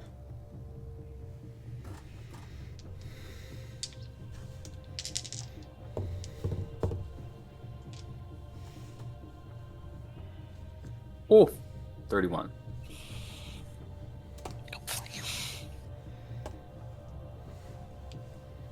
That's failure, failure, and failure.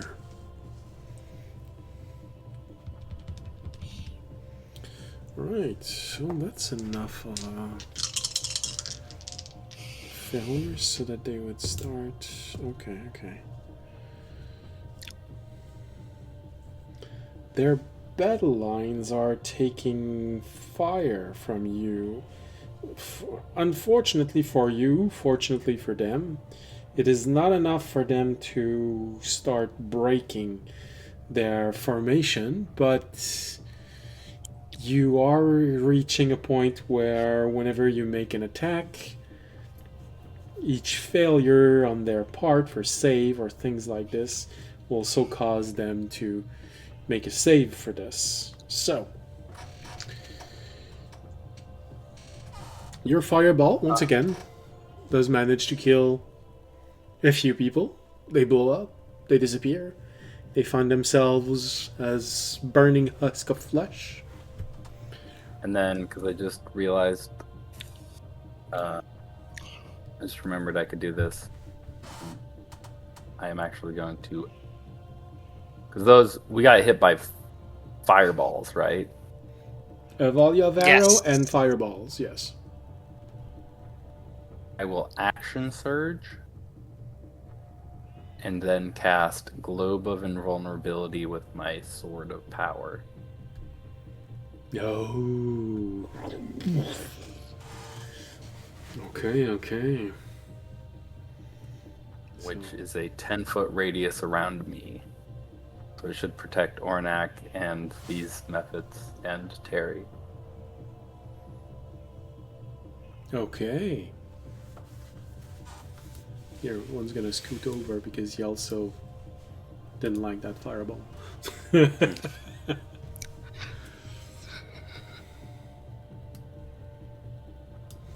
Alright. So, you got this globe of energy that appears around you. Okay. What about Jorg? And then Jorg, he's on this side now. He will throw out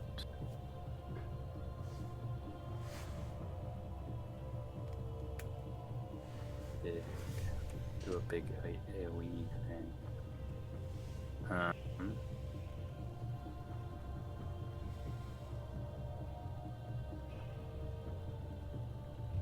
And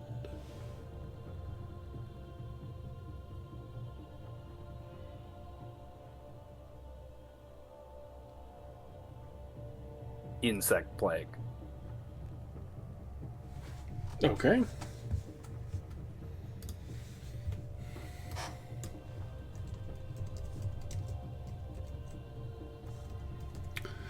Insect blade, 20 feet radius. Okay.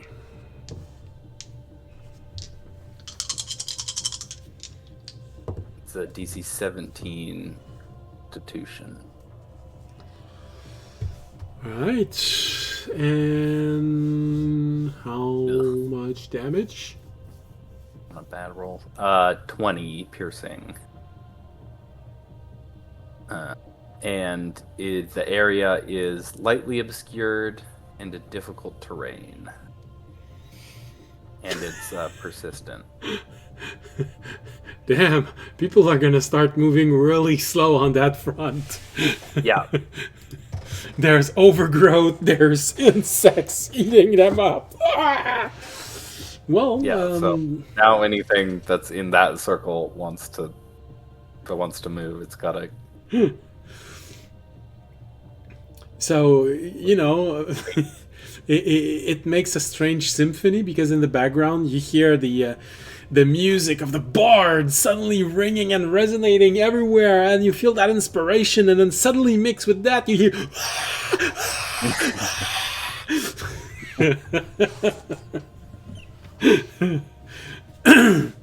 interesting symphony.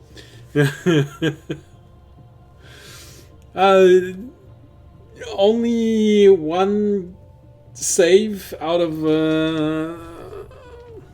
all those done, so yeah, quite a few people fall to these insects being devoured alive and not being able to move away because they're at a quarter speed, and since they're in the insect, they're at an eighth speed. Yeah. And if they can't make it out on their turn, they take the damage again. Yeah, that's gonna hurt bad.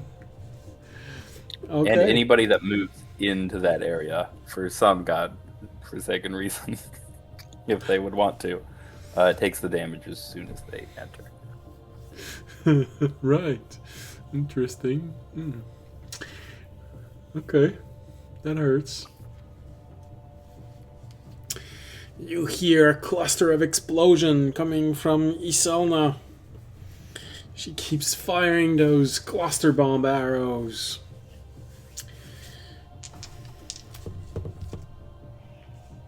Wow, natural 1 save. Okay.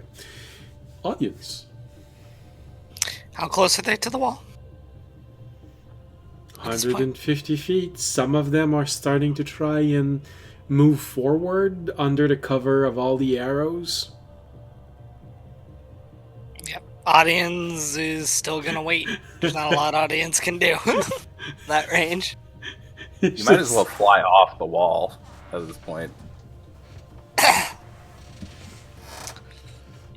No, I can take whatever they're throwing at me. I'd rather stare into the wall heroically in the midst of the fireballs as they do nothing to me. Fair enough. Get that morale factor. Yeah. The bards, I want them to see me stand and just fire as bosses over me. Mm-hmm. Utterly impervious, shining off my scales.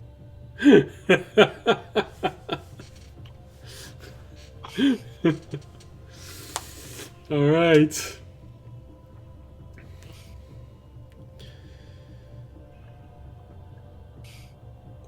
It goes to the next round.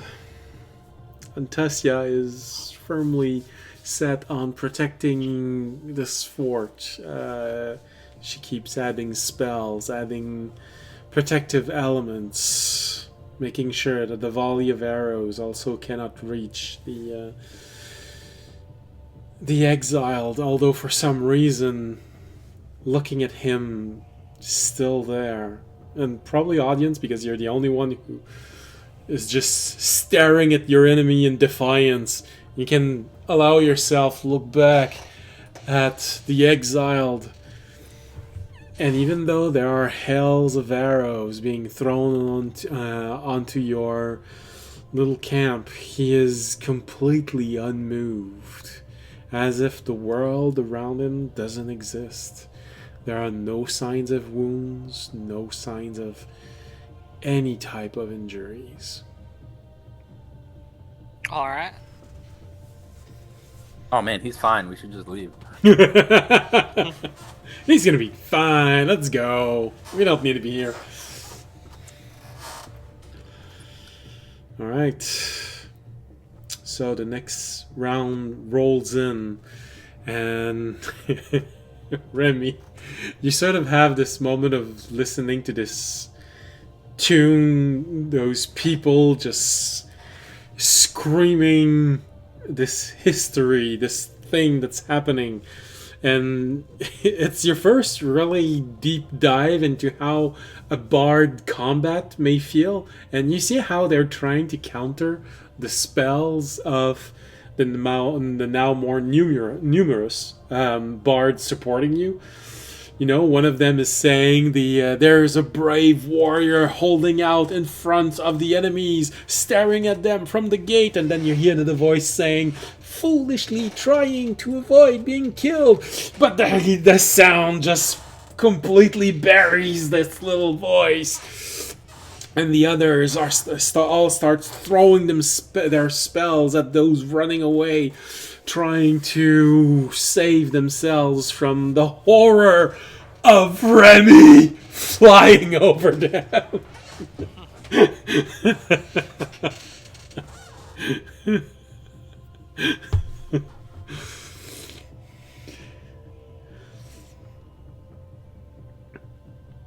So, what do you want to do for that? It's like, well, obviously he wants to eliminate the rest of the dissenters. So from his position, he's going to steady aim and aim for the one that looked up. Okay.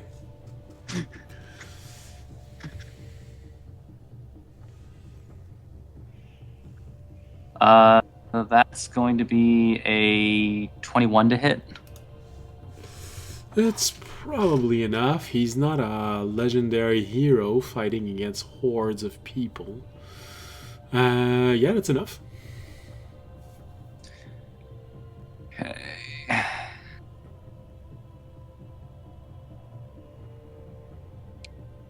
So, 3, 6, 8.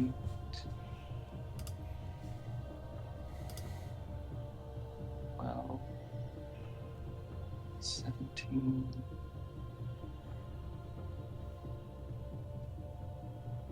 20, 26, 29. That's going to be 34 force damage. You grievously wound him as he tries to avoid that arrow. It's not enough to kill him, but he is severely injured. There is a splash of blood. Just goes as your arrow manages to just slice in his back all the way from the shoulder blade almost to the hip.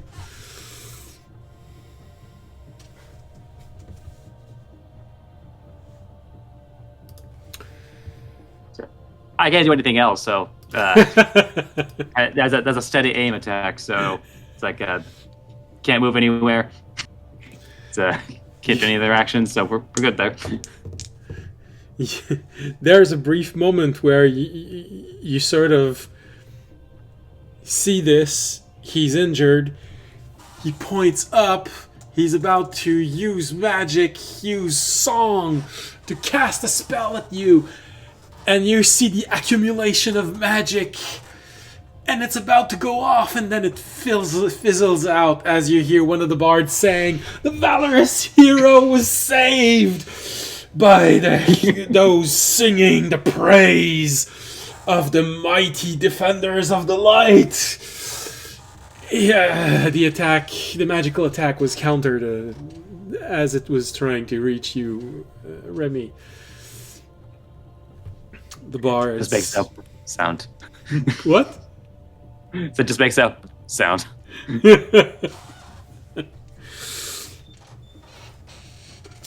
The tale the enemy was trying to weave and trying to injure you was interrupted by the counter spell. And the others start attacking those fleeing everywhere. One attacks the person trying to counter the spell. And he receives... Oh, he saves. All I can think about now is a Kenku bard. One-man band, but he can only do covers.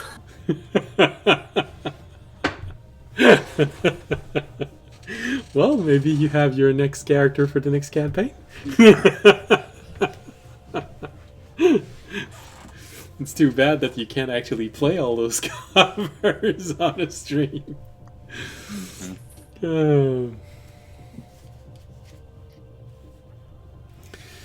Alright. He saves against the attack, which means it's basically that, and he only takes 6 points of damage, which is enough still to further injure him as he starts coughing up blood. So the fight is going well on the hill. We go back to where you are. Volleys of arrows have already been fired. There is another volley that's arriving toward you as you see all those arrows just about to hit you all. Saving throw for audience and Jord, because Fisher is inside a bubble.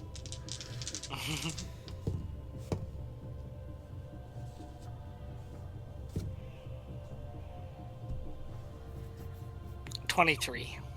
Oh, that's enough.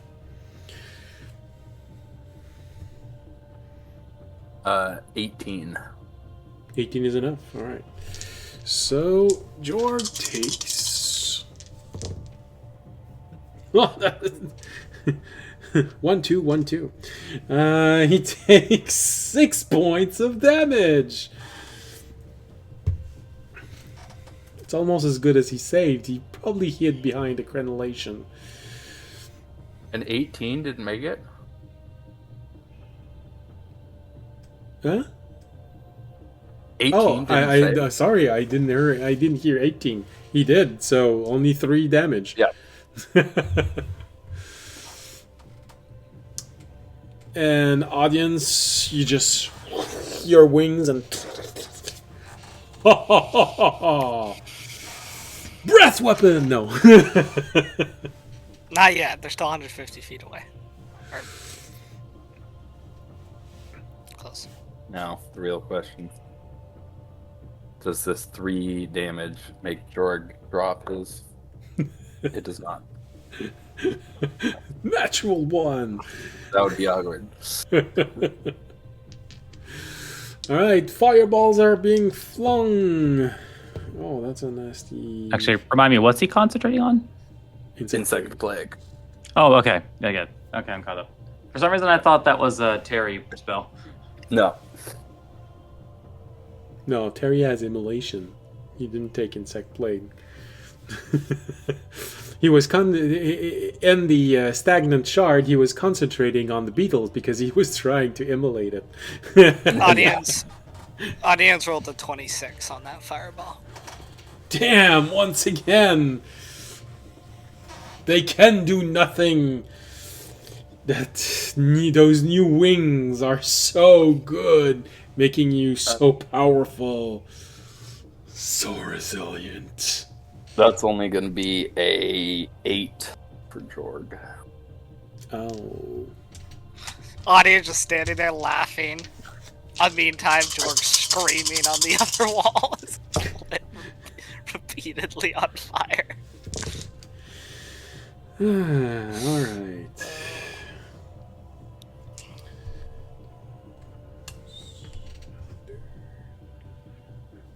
$27 points of fire damage. Does he absorb it as well? Yeah. All right. He absorbs that,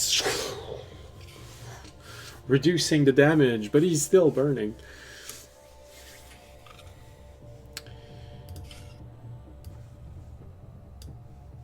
And he will also make that concentration save. A few elementals died.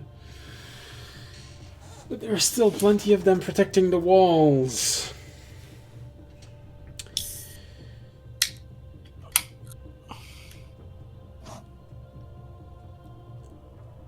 At that turn, as their attacks suddenly quiets down a little, you hear the rumbling in the earth starting to grow louder and louder and louder, and then suddenly two purple worms just burst out of the ground. Right. I don't like that I was right, but I was right. And starts charging the walls. One of them... Finally, something I can hit. One of them hits the eastern wall, just slamming into it. The wall does resist. How well? Reasonably well.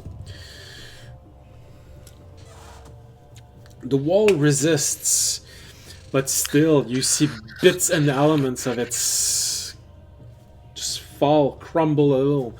The purple worm moves toward the gate and slams into the gate.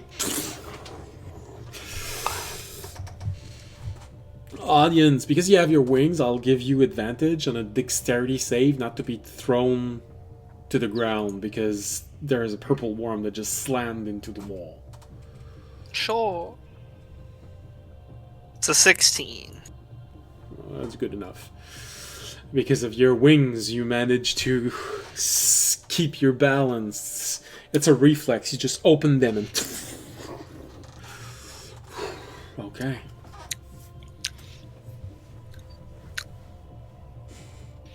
Alright. So you got a purple worm attacking the western wall, and a purple worm attacking the eastern wall.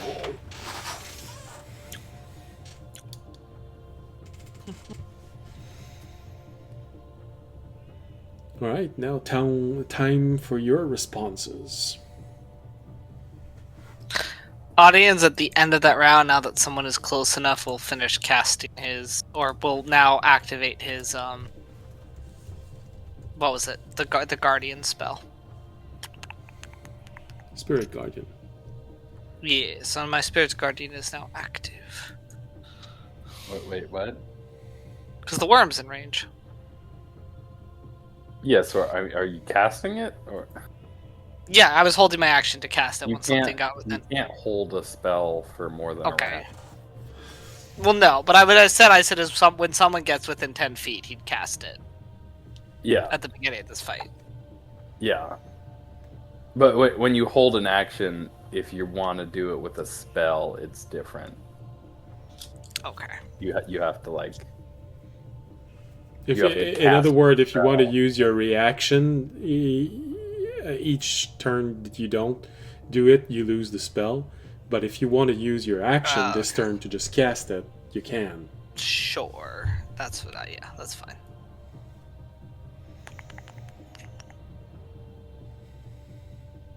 Yes. Spirit Guardian, Switchwood.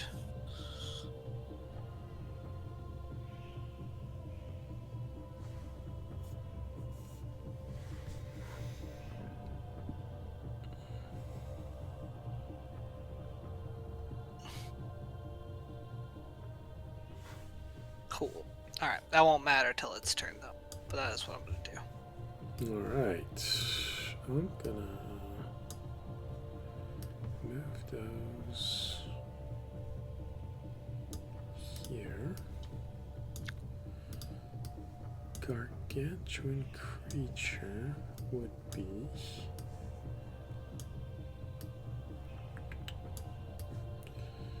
so purple worm in front of audience attacking the walls.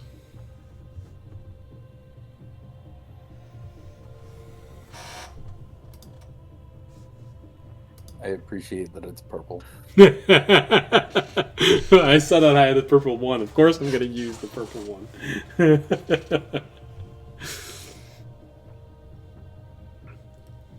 Alright, it's your turns.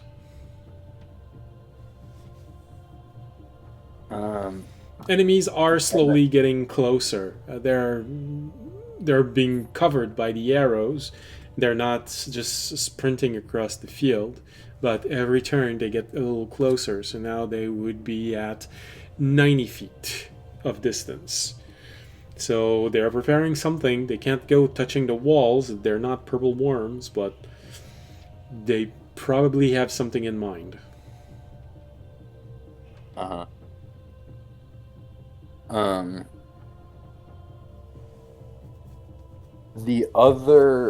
There's the other worms on Eastern wall. so the opposite side of audience. Yeah. Yeah. I'm not gonna put a purple worm there because I'd be covering audience's camera. Get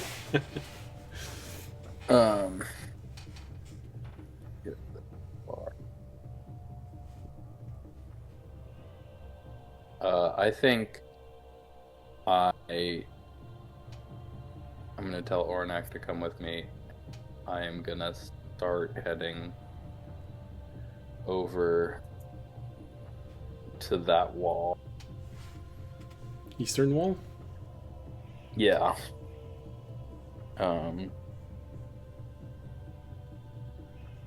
But I don't think I might make it to the tower. Well, if you sprint. If you dash, No, I yeah. think I make it. Yeah. No, I don't want to dash. Because I want to fling out another fireball from my wand. as you're running, just Yeah. Back towards the north side again.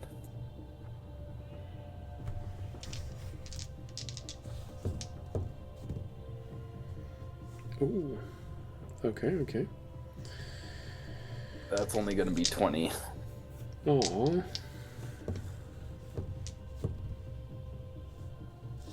Still, the deaths are accumulating. Okay. They still manage to maintain their lines as they're trying to move forward.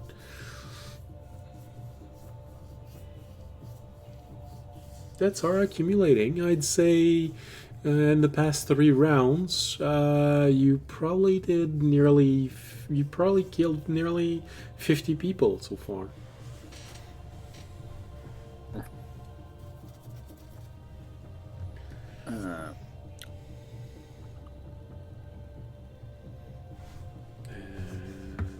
Ahonak,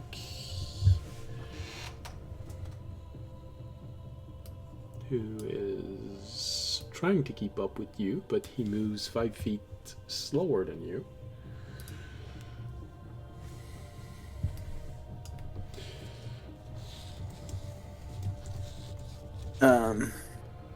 And then this fight. Yes, it does. The can we from where me or really Terry is on my shoulder, can he see the purple worm? Is it like, assuming it's ginormous, is it like up the size of the wall, or is it It just slammed into the wall, so yeah, it's pretty near the wall. would Terry be able to have line of sight on it from where we are? Just about. All right. I would like him to psychic lance it. Pokemon, go! That's an int save. I don't think this worm is very intelligent. No.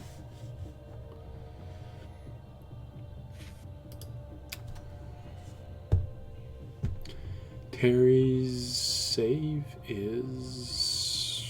Where did I write it? 19. 26. Dang. The worm rolled a 9, so it failed. Takes 7d6 psychic damage and is incapacitated until the start of Terry's next turn.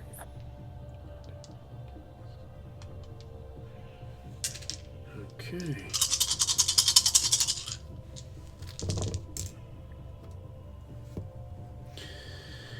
Oh, lots of 1s and 2s in here.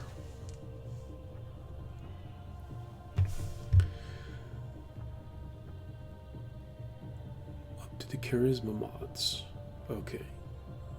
Then he's gonna use 1 point to reroll 6 of those dice.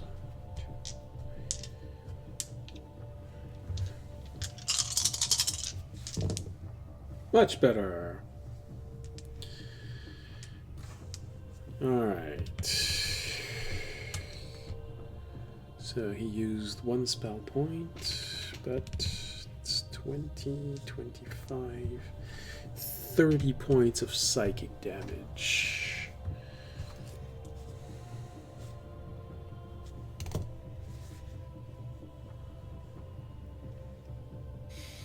Oh, that's fortunate. It's interesting that you did that. Alright.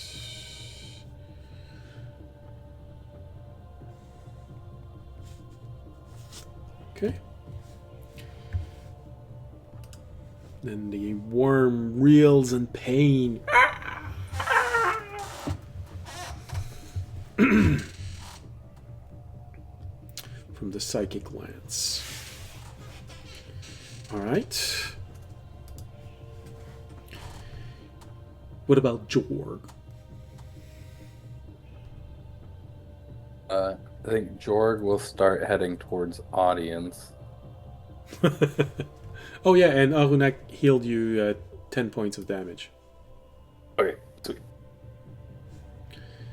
1, 2, 3, 4, 5, 6. Does he dash, or does he just walk toward audience? I think he going to dash.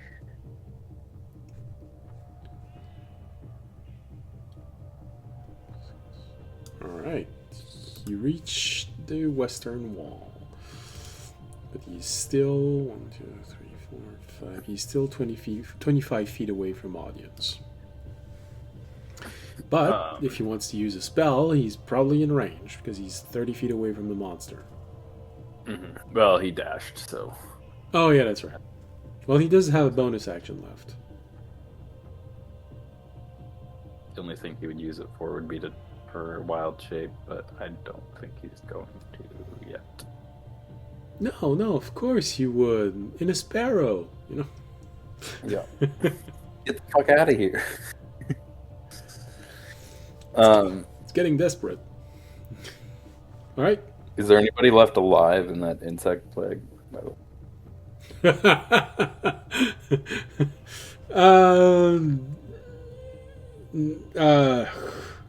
No. They're gonna die at on their next roll. Which is now, I think. Well, it's at the end of their turn. Their turn. So Yeah, they already rolled, meaning that they're food for animals.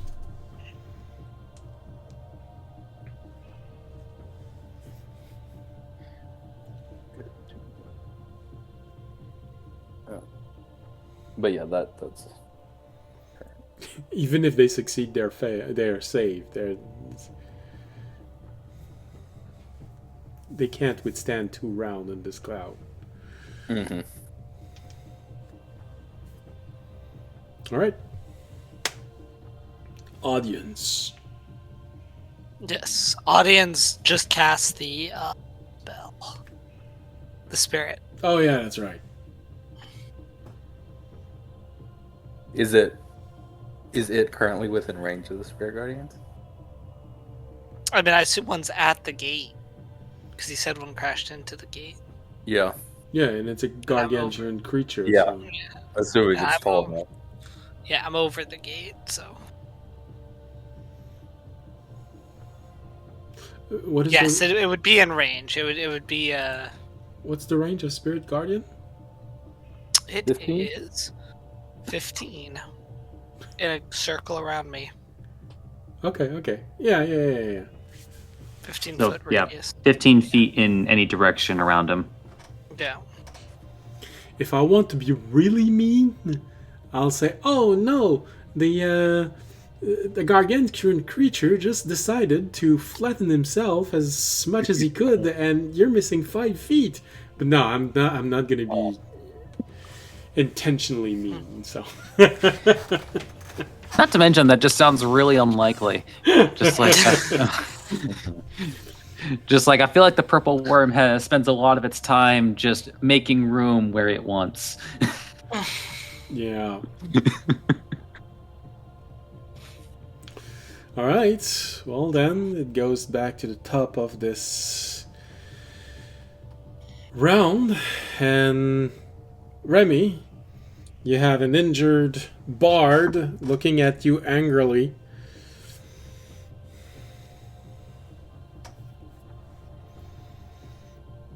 You can kill it, or you can turn your attention toward the huge sound that you heard coming from the fort, and you seeing those 2 purple worms and starting to attack your friends. I mean, the sad part is that even if he starts heading in that direction, it'll still take him 3 rounds to get there. Okay. But based on how Raimi is, well, actually, where are the other bards right now? Well, those you frightened. How long does the fear last? It's like it lasts for a minute, and they don't get a repeat saving throw until I am no longer within sight. But you are floating above them, so it's kind of weird. Because you'd have a reflex of doing, "Ah!" At least that's what I would do if I'm scared of something and I don't want it to fall on me. No. The general idea is that it's like they wind up going pretty far before I'm, air quote, out of their sight. It's like, but you know what, Raimi's at least going to finish the job on this one bard before he starts making a break for the others. All right, go ahead. So, same as before, steady aim, just in case. That's gonna be 25 to hit. I think that's which enough. we already figured. Because I think I hit with a 21 last time. Yeah, I can check if you want. Maybe it changed since the last time.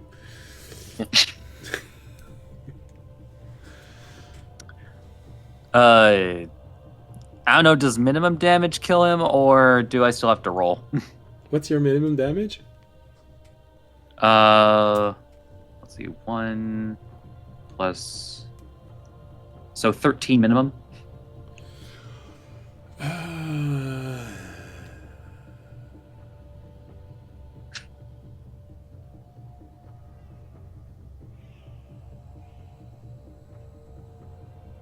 Well, so long as you roll at least 1 3, you're good.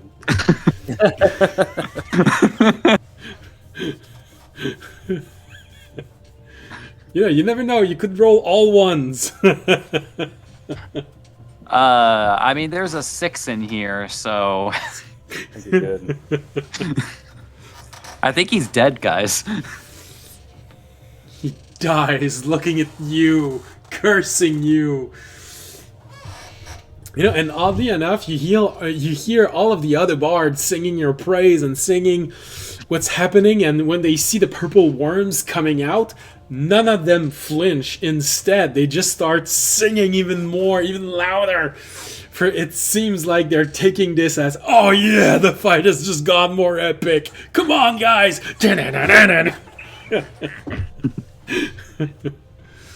Yeah, this does have the nice effect because they're completely not impeded.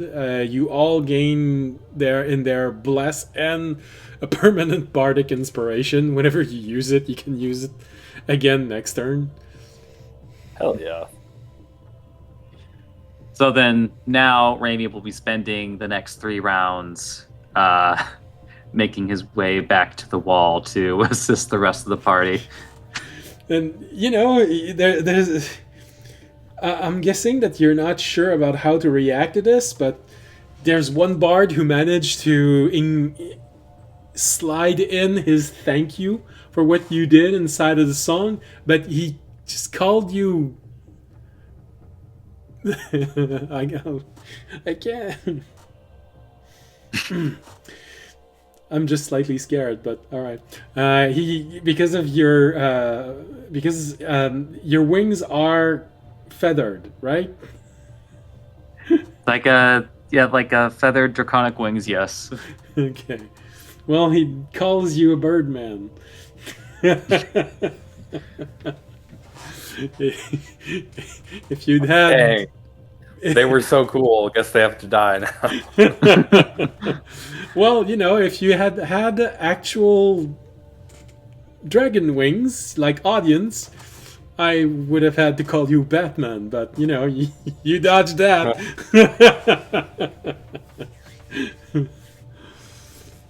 Raimi just in his mind, let it go. Let it go. There's literally no time for a lecture. And you leave as you hear, and the heroic Birdman who saved us all goes back to his friends. The waves of the song follows you. For some reason, everyone received bless, but for you, it's bane.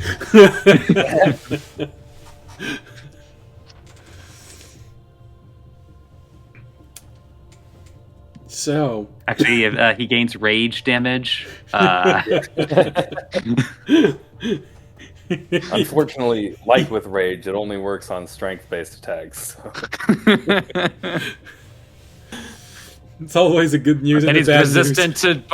but then he's resistant to bludgeoning, piercing, and slashing damage. Yeah. So he takes a fireball. God damn it. All right. So you start moving back toward your friends. Everyone else inside of the fort. You're there, taking those attacks. Fisher, you see that purple worm over there, reeling from pain. Audience decides to engage the purple worm there. You're just about to get ready to take on a volley of arrows, and... Oh, I guess they don't want to hit the purple worm. No volley of arrows, no fireball. Instead... an explosion just hits the ground under you, obliterating the tent. Another one, and another one, and another one, creating more craters inside of this fort. You look up and you realize that the ship is in range, and it started firing on your fort. The first blast volley obliterates the armory and one of the tents. In response, you see Selna look up and just scream, "Attack!" And you see those large crystal just materializing on top of each tower, and they all start humming with power, and they all start attacking and firing back at the ship. You have this duel between the 4 towers of your fort and the ship. The ship attacking the ground in the first volley. The first 4 response from their tower, smashing on the barriers of the ship. Fisher, what do you want to do in front of that? All of that?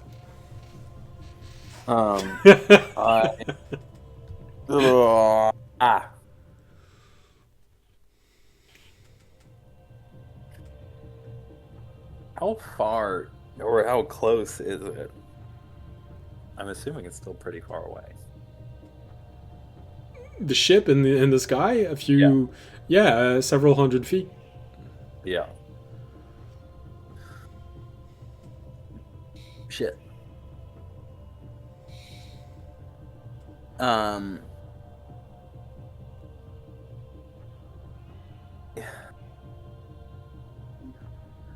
don't want to lose my globe. Do you want me to go to audience? I think I just focus on the worm, and so keep moving over to this wall.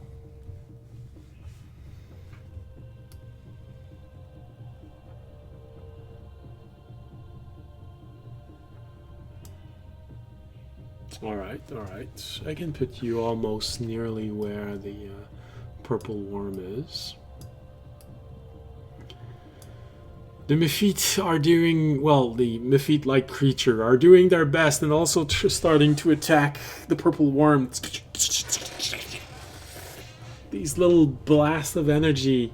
It's like watching a mage doing his mote of fire. Actually, the bombardment that the ship is doing, those aren't spells, right? They're magic base.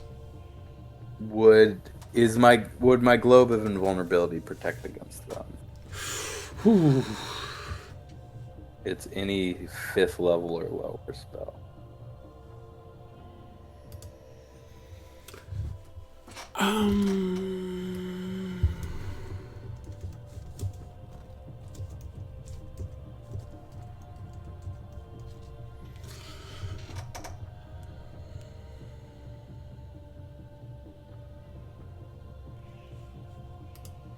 It could provide temporary protection against the fire. It only lasts 1 minute, but that's because a huge amount of power is being poured into it, so it can. The thing is that you don't know exactly how powerful these attacks are. You've never taken time to do research on that element, so maybe it would be sufficient, maybe not. I'm gonna risk it for the biscuit for 1 round. We'll see if it works. For science. Hopefully we don't get blown to pieces. Let's see, I think I can deduce what level that is. Okay, I have the level.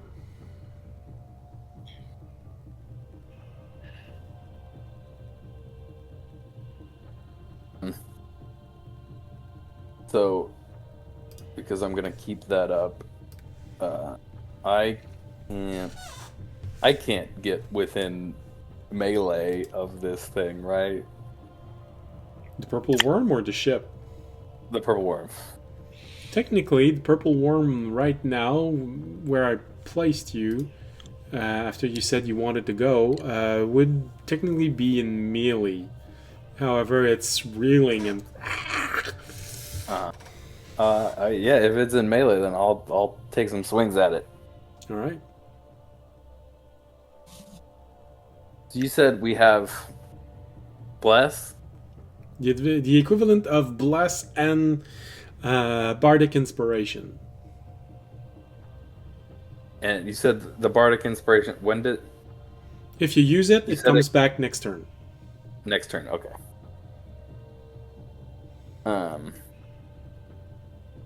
I am going to booming blade this purple worm.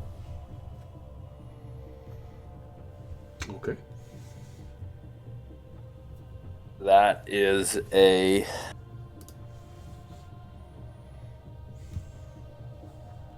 21 to hit. 21 is enough.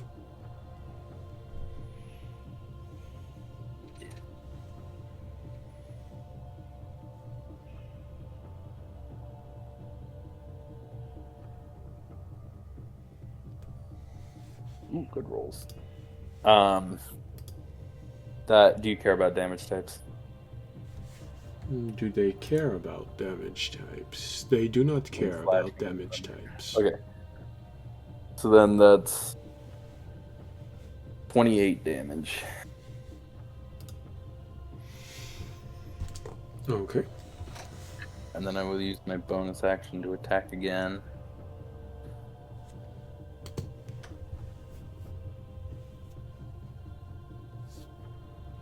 That is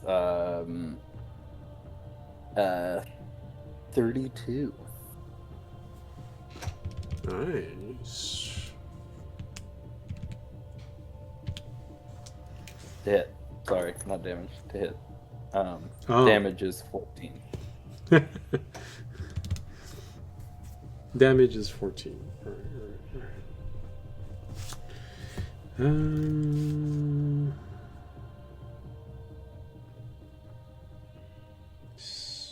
Okay. And then I think I want Terry to psychic blast it again. Psychic blasted again.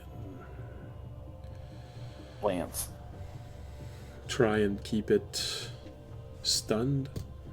Incapacitated. Alright, so that's his second. Or, he could try and banish it.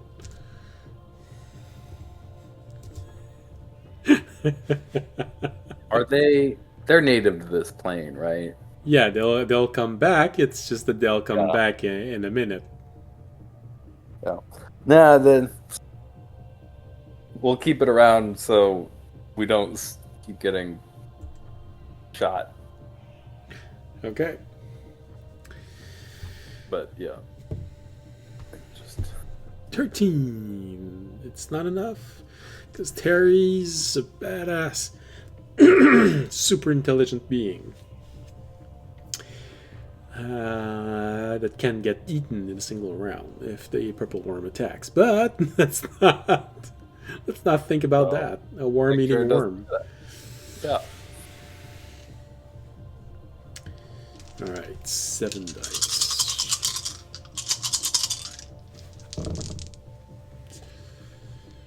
No, he's not gonna try and reroll that.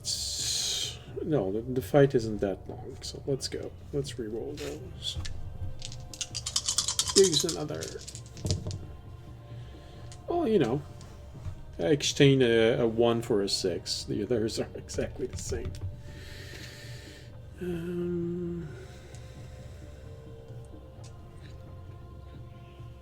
30.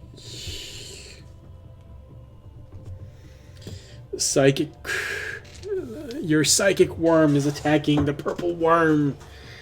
The purple worm just keeps screaming in pain, just thrashing about.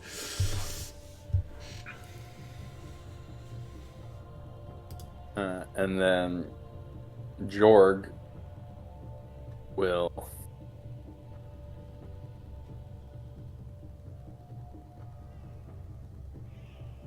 want us to keep getting closer. Does he? Maybe he wants to stay over here.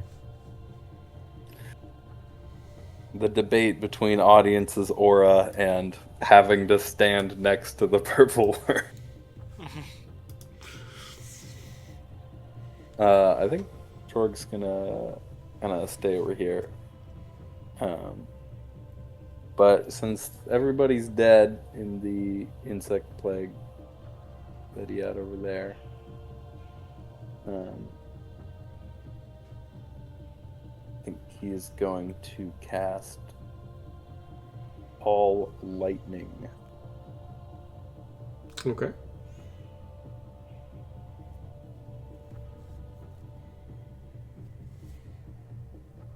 Fourth level. Ooh.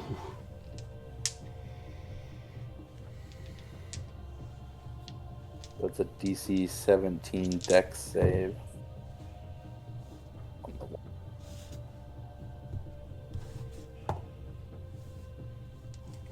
He failed miserably.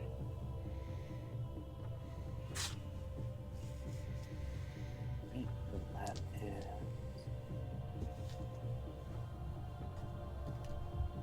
10.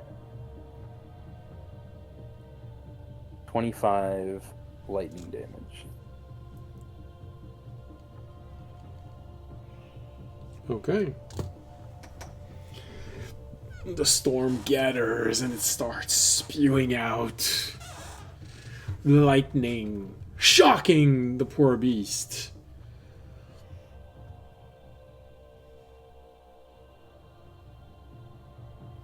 I think that's going to be his turn.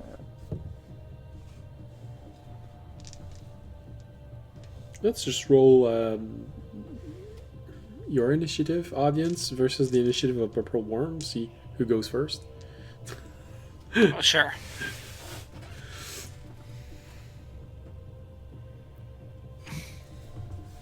Mine's an 18. You go first. by a large margin, you go first. Alright. We're gonna smack it. Go ahead. Actually...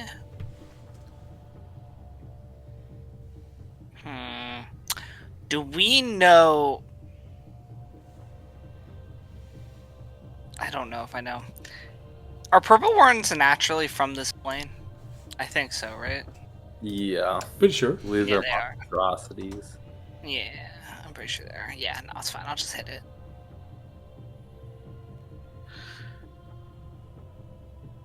I don't think a 16 will hit, actually. You have bless. Oh. What's that? D4? D4. Yep. And a bardic inspiration on top if you want. Yeah. We'll go with an 18. I'm gonna hope an 18 will hit. 18 is enough. It's what you need to hit Purple Worm. Okay. We'll throw... Plus... This... Plus an D8... 19 damage on the first attack.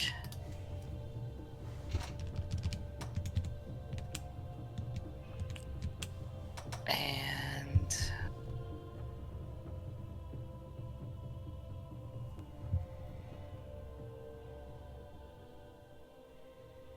13 damage on the second attack.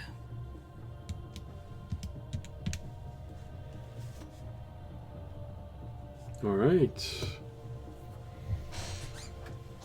You start attacking it. You get the feeling that its scales are pretty thick and it's gonna take several hits before he starts feeling it. Alright. Makes sense. It's a large worm. Yeah. So you tear away at his armor. He stares at you defiantly, screaming at you. And then he's gonna attack you. Unless you want to move out. Can purple worms be charmed? I don't think they have eyes. Blind sight, tremor sense. They don't have eyes. Yep, they don't have eyes. You are correct. Alright. Unfortunate. I cannot see my shield. He's just like Terry. Except he doesn't see magic. Alright. So the purple worm attacks you, audience. The threat on the walls.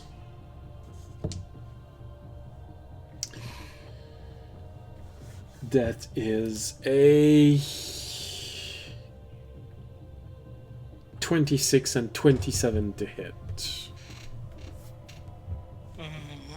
Unfortunate. Those will... Actually, we're getting a D. I'll use a D10 on the 26, my Bardic Inspiration reaction, to add it to my AC. That's a 4, so one attack will miss. One will hit. Okay.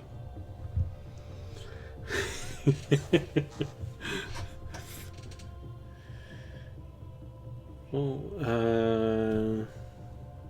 so the lowest one miss. The lowest one is the second dice. The first one is the first dice. Meaning you dodge the stinger as it just hits the wall itself. Did manage to pierce a hole through the wall, to the floor wall. And yes, I did roll a 19 on my dex save. Barely. I rolled a 19, but I rolled a 9. Oh, with the bless actually, but but yes, I am not getting engulfed. Well, that's where I was going. I know the purple worm stat block.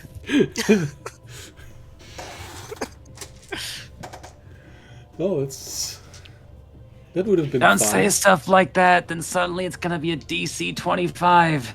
That's true, that's true. My bad. Well, you know, if Remy hadn't succeeded in helping the bards win, the purple worm might have ended up with the bless and the could have gone bad really fast. I will still take the damage of the bite. Yeah, unfortunately. That is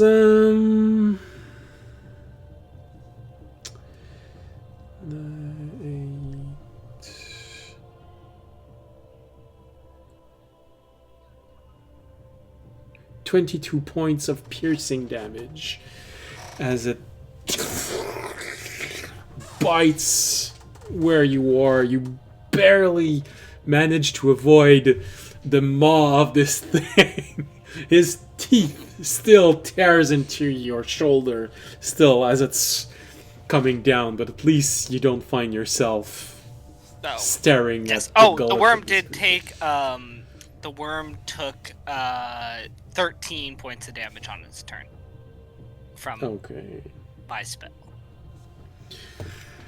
All of your little sorry, it gets to make it does get to make a save against that. It DC 16 wisdom, I think. Is it wisdom? I rolled a 16, but they have a -1 on wisdom, so it's 15.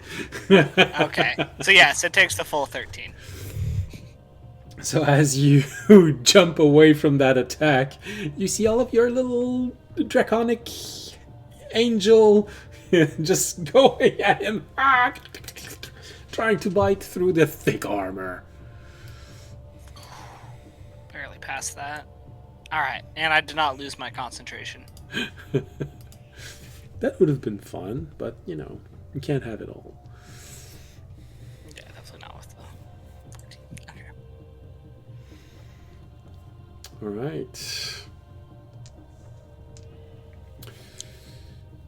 So, that is their turn. Your turns, I mean. We go back to top of the initiative.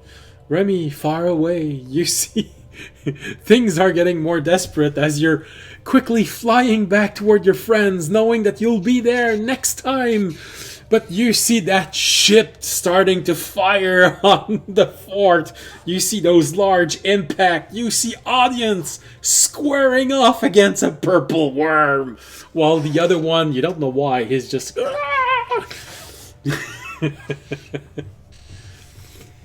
But your mind goes, Yeah. oh, that's probably Terry.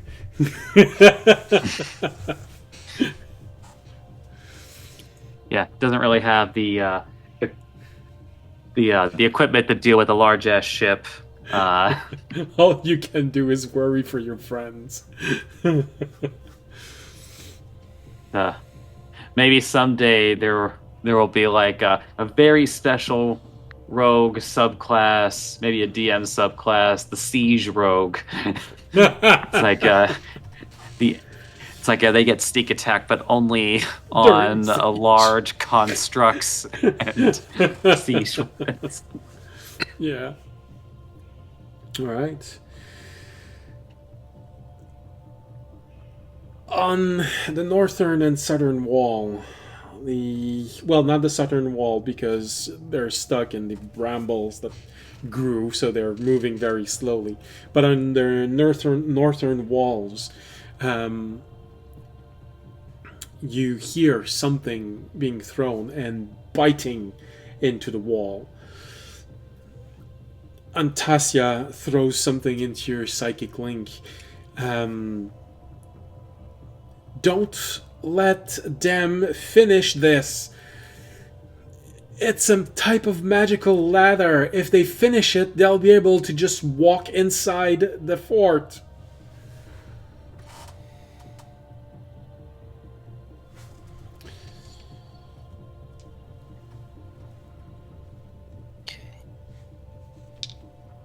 They're not attacking with this. The ship keeps on attacking the fort.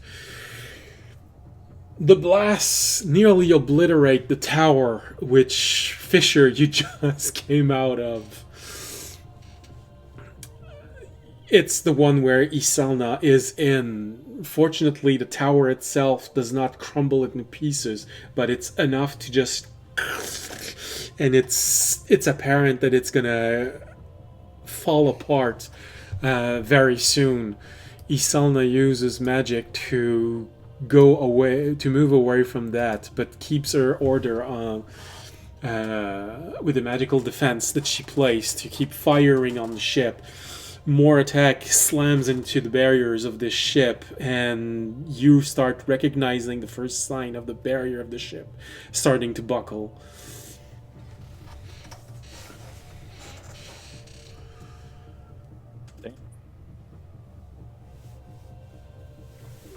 Alright, so they're preparing there. You got... Okay. Which means we go to the walls. Fisher, why don't you roll your initiative so that we are... Onion, it's... 23. I heard 43. I'm sure I didn't hear it right. 23. 23.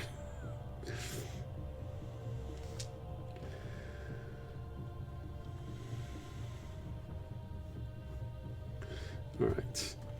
And just for fun, roll Jorg. Jorg is an 11.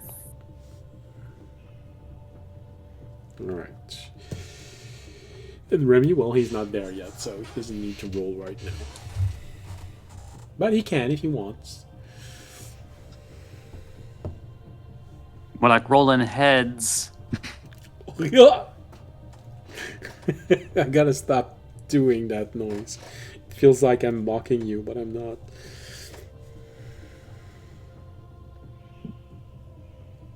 Uh, 16. 16. Alright, so now we got everyone. So Fisher, you go. The purple worm have a initiative of 5, so you all go before the purple worms.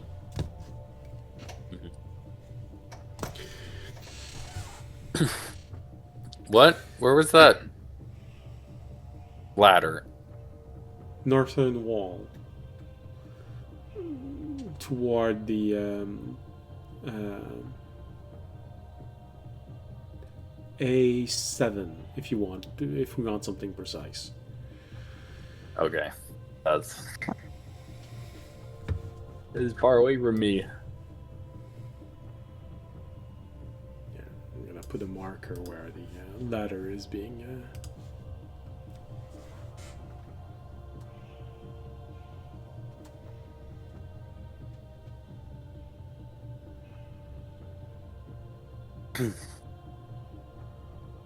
And is it like a group of people putting it up, or? No, it's actually something magical. Because they can't put simple ladder. It's just going to be pulverized. It's magical device that are being thrown. You having difficulty with this right now. Being thrown on the wall.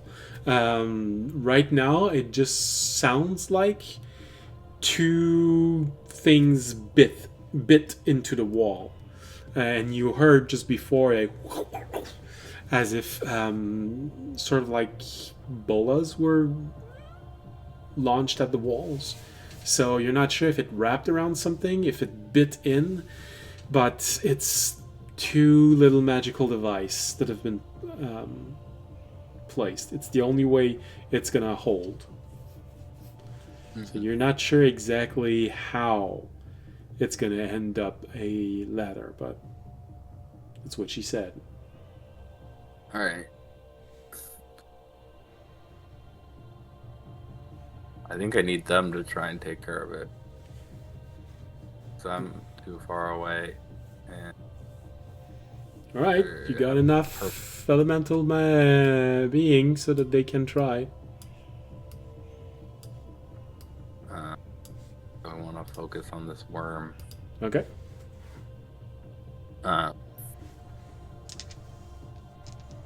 So yeah, I'm gonna go at this worm with a booming blade. That'll hit. It's a 30. 30 to hit? Yeah. Whew. Big numbers. 22. 30 damage. Okay. And then bonus action attack. I will do Great Weapon Master. Okay. That is a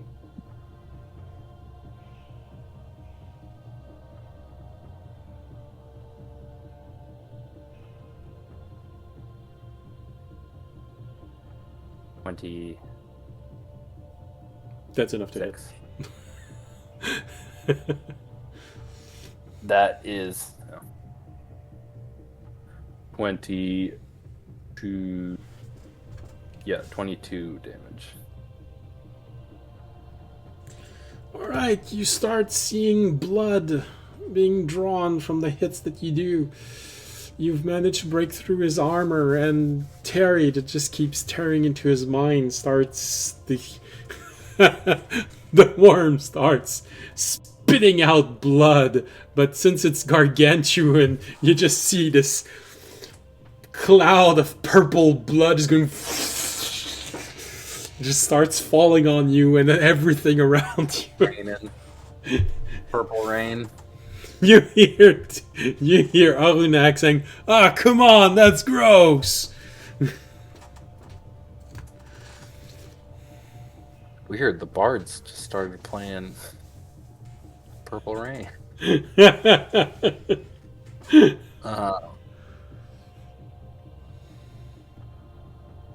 And then I'll try.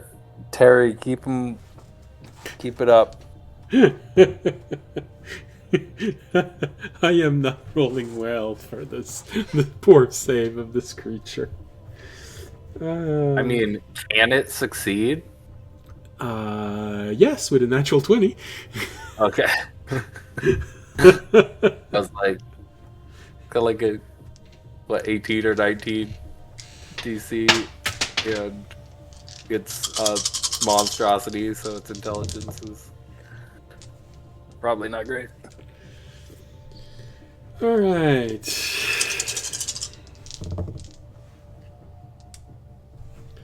Well, Terry is using spell points, but he still has a good pool. All right. Which means at 20, it's the same result as the last one. 20, 25, 6, 7, 8, 9. Oh no, it's 1 point short than the last one. Okay.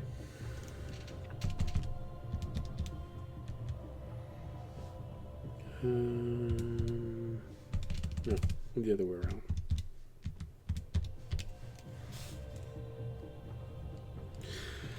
However, that exhausts all of the level 4 he has. Alright.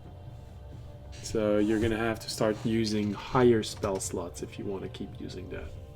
Mm.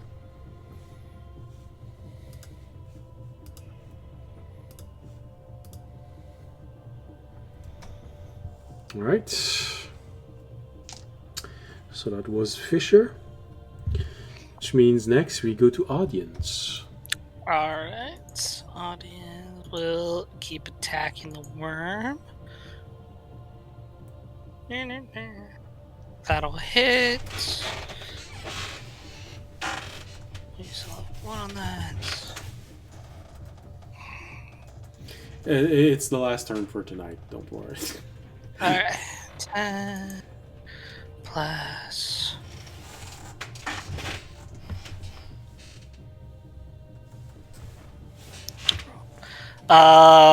29 damage attack.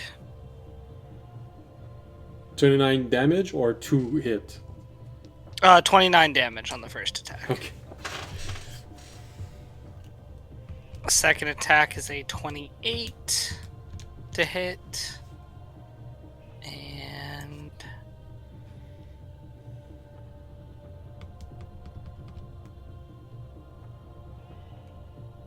George's gonna be next.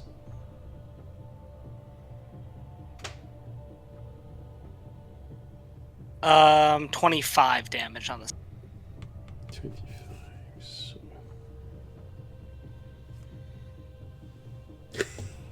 Okay. All right.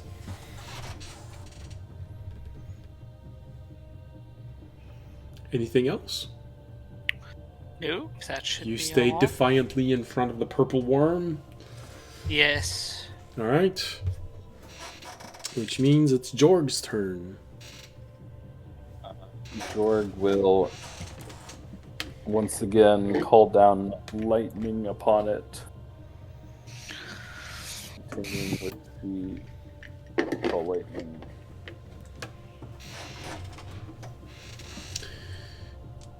And Ooh, good roll. a grand total of 5 for the dexterity save. Takes 24 lightning damage.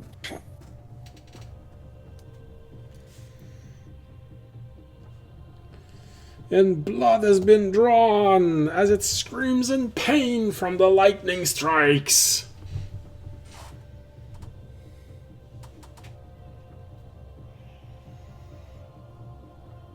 Anything else? I don't think so. I think he's good over. He wants to Over here. stay there. Yeah. Audience can keep duking it out. He's gonna hang out over here and just keep calling lightning down on it. All right. Which means Algonak has the possibility to reach you and give you 5 points of healing and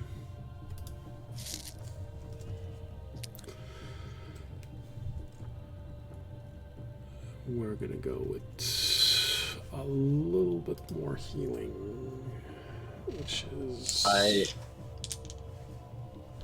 I ask him to focus on damaging this worm. okay. In that case, tell him to kill that thing. He's gonna instead. I'm okay. Get rid of the worm.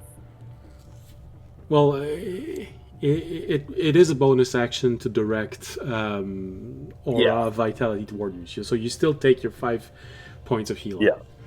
Yeah. But instead of throwing a boosted cure wound, he's gonna throw a boosted razor leaf. So that means it's gonna be 4, which means it's all of those. He looks at you for a brief moment, confused, because you interrupted him as he was just about to start casting Cure Wounds to help you, but he will instead try to hit him. That's right, I have to roll. And he is 9. So is that a hit? That's not a hit. That's a hit. Oh, maybe that's a hit. I don't know.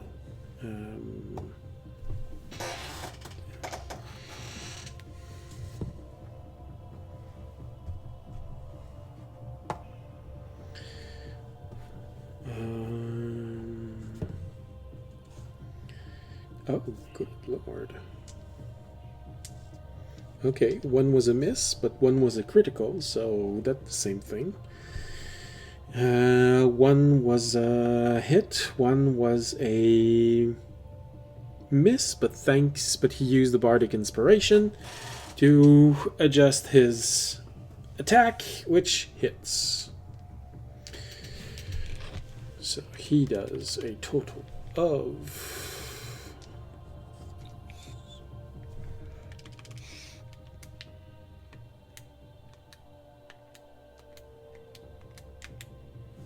8 points of damage.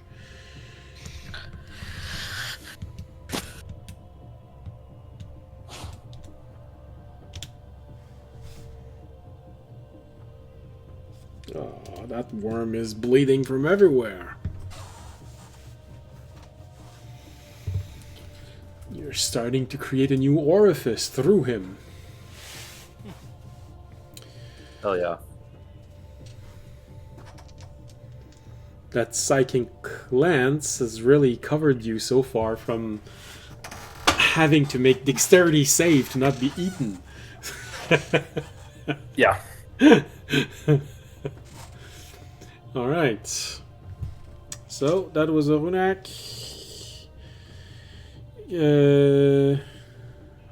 Jorg. Well, Purple Worm is the only one that still needs to do something, so he's gonna attack you, audience! Alright, what's he get? Oh, he takes 6. Oh, another DC 16 wisdom save. Another DC 16 wisdom save. That's a natural 1. He takes 16 damage.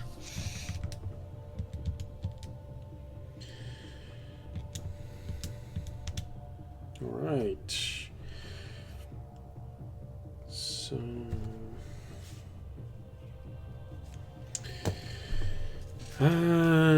poor save, but good attack rolls. So, we got 28 to hit and 25 to hit. Okay. 25 will miss. On the 28, I'll roll my d10 using reaction. That's a 7. My AC comes 34, so neither attack will hit. All right. Tries to hit, bite. They instead hit the gate. That's a good save. That's a bad save. All right. The gate took one hit from the purple worm. He can't swallow the gate, so even though the gate actually failed his save, he can't swallow it. It's too big. And it's part of the castle. The fort. So. I call them a quitter. Well, you have to give it a chance. There's no such thing as too big if you believe hard enough. Yeah, I've heard people say that. All right, so that was the purple worm. Thanks to the bards inspiring you, you did not. I'm wondering what you would have rolled for a dexterity save on that one. I can let you know. I would have rolled a nat 1. And that That's one. the answer to that. So it's the answer to that. that is what I would have rolled. That literally means that Remy's action has prevented you from being eaten alive. Yes.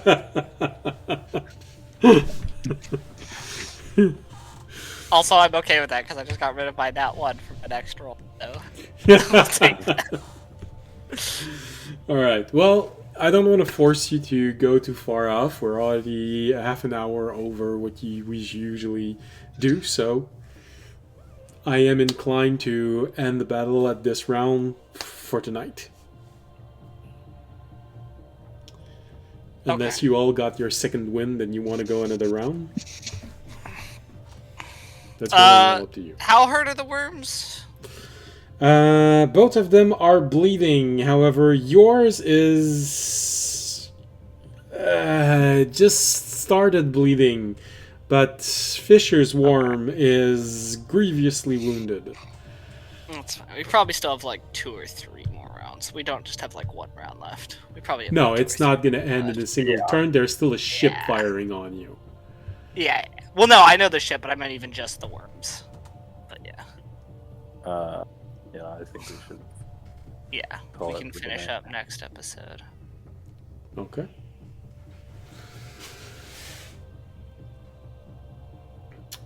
Well, in that case, that's going to be it for tonight. Alright. So far, most of the decisions you took were good ones, and you've prevented yourself from ending in horrible and painful death.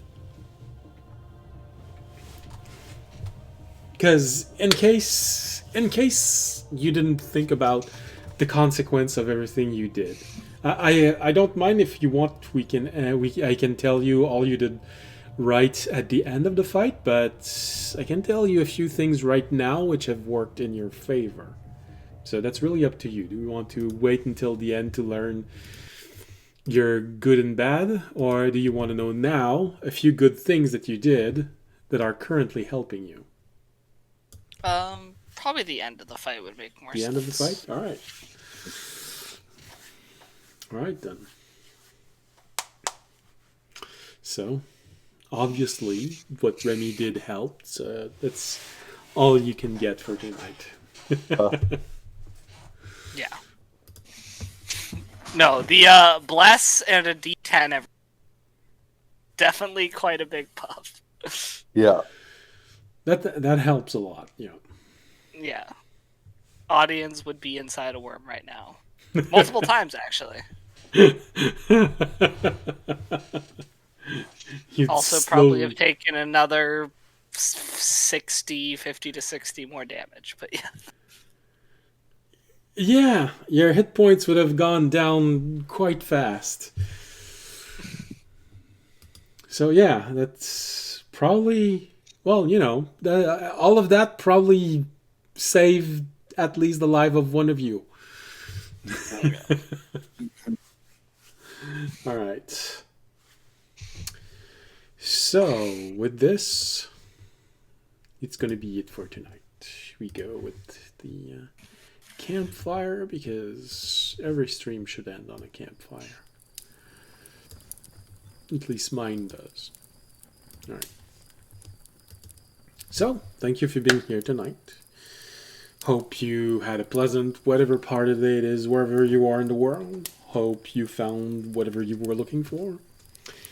Hope to see you again next week. Schedule is always the same.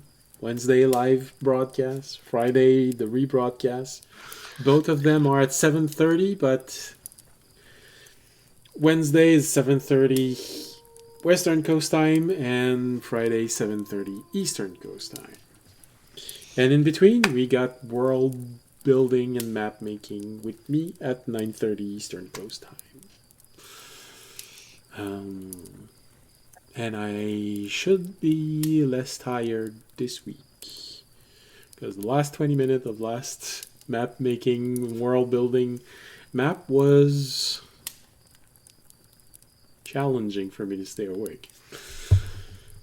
So, oh yeah, and of course, if you want to help the channel, we got Twitch, X, Twitter, YouTube, Patreon. A link below if you want to make donations. So you got ample way of helping, and each one of them is very much appreciated. Even if you're only doing this and spreading the word of the channel, that'll also help. So that's it. Everything I gotta say. I have to say. I should say. Anyways, everything I will say. Thank you for tonight. Hope to see you again next week. And as always, stay safe and stay healthy. Good night. Good night.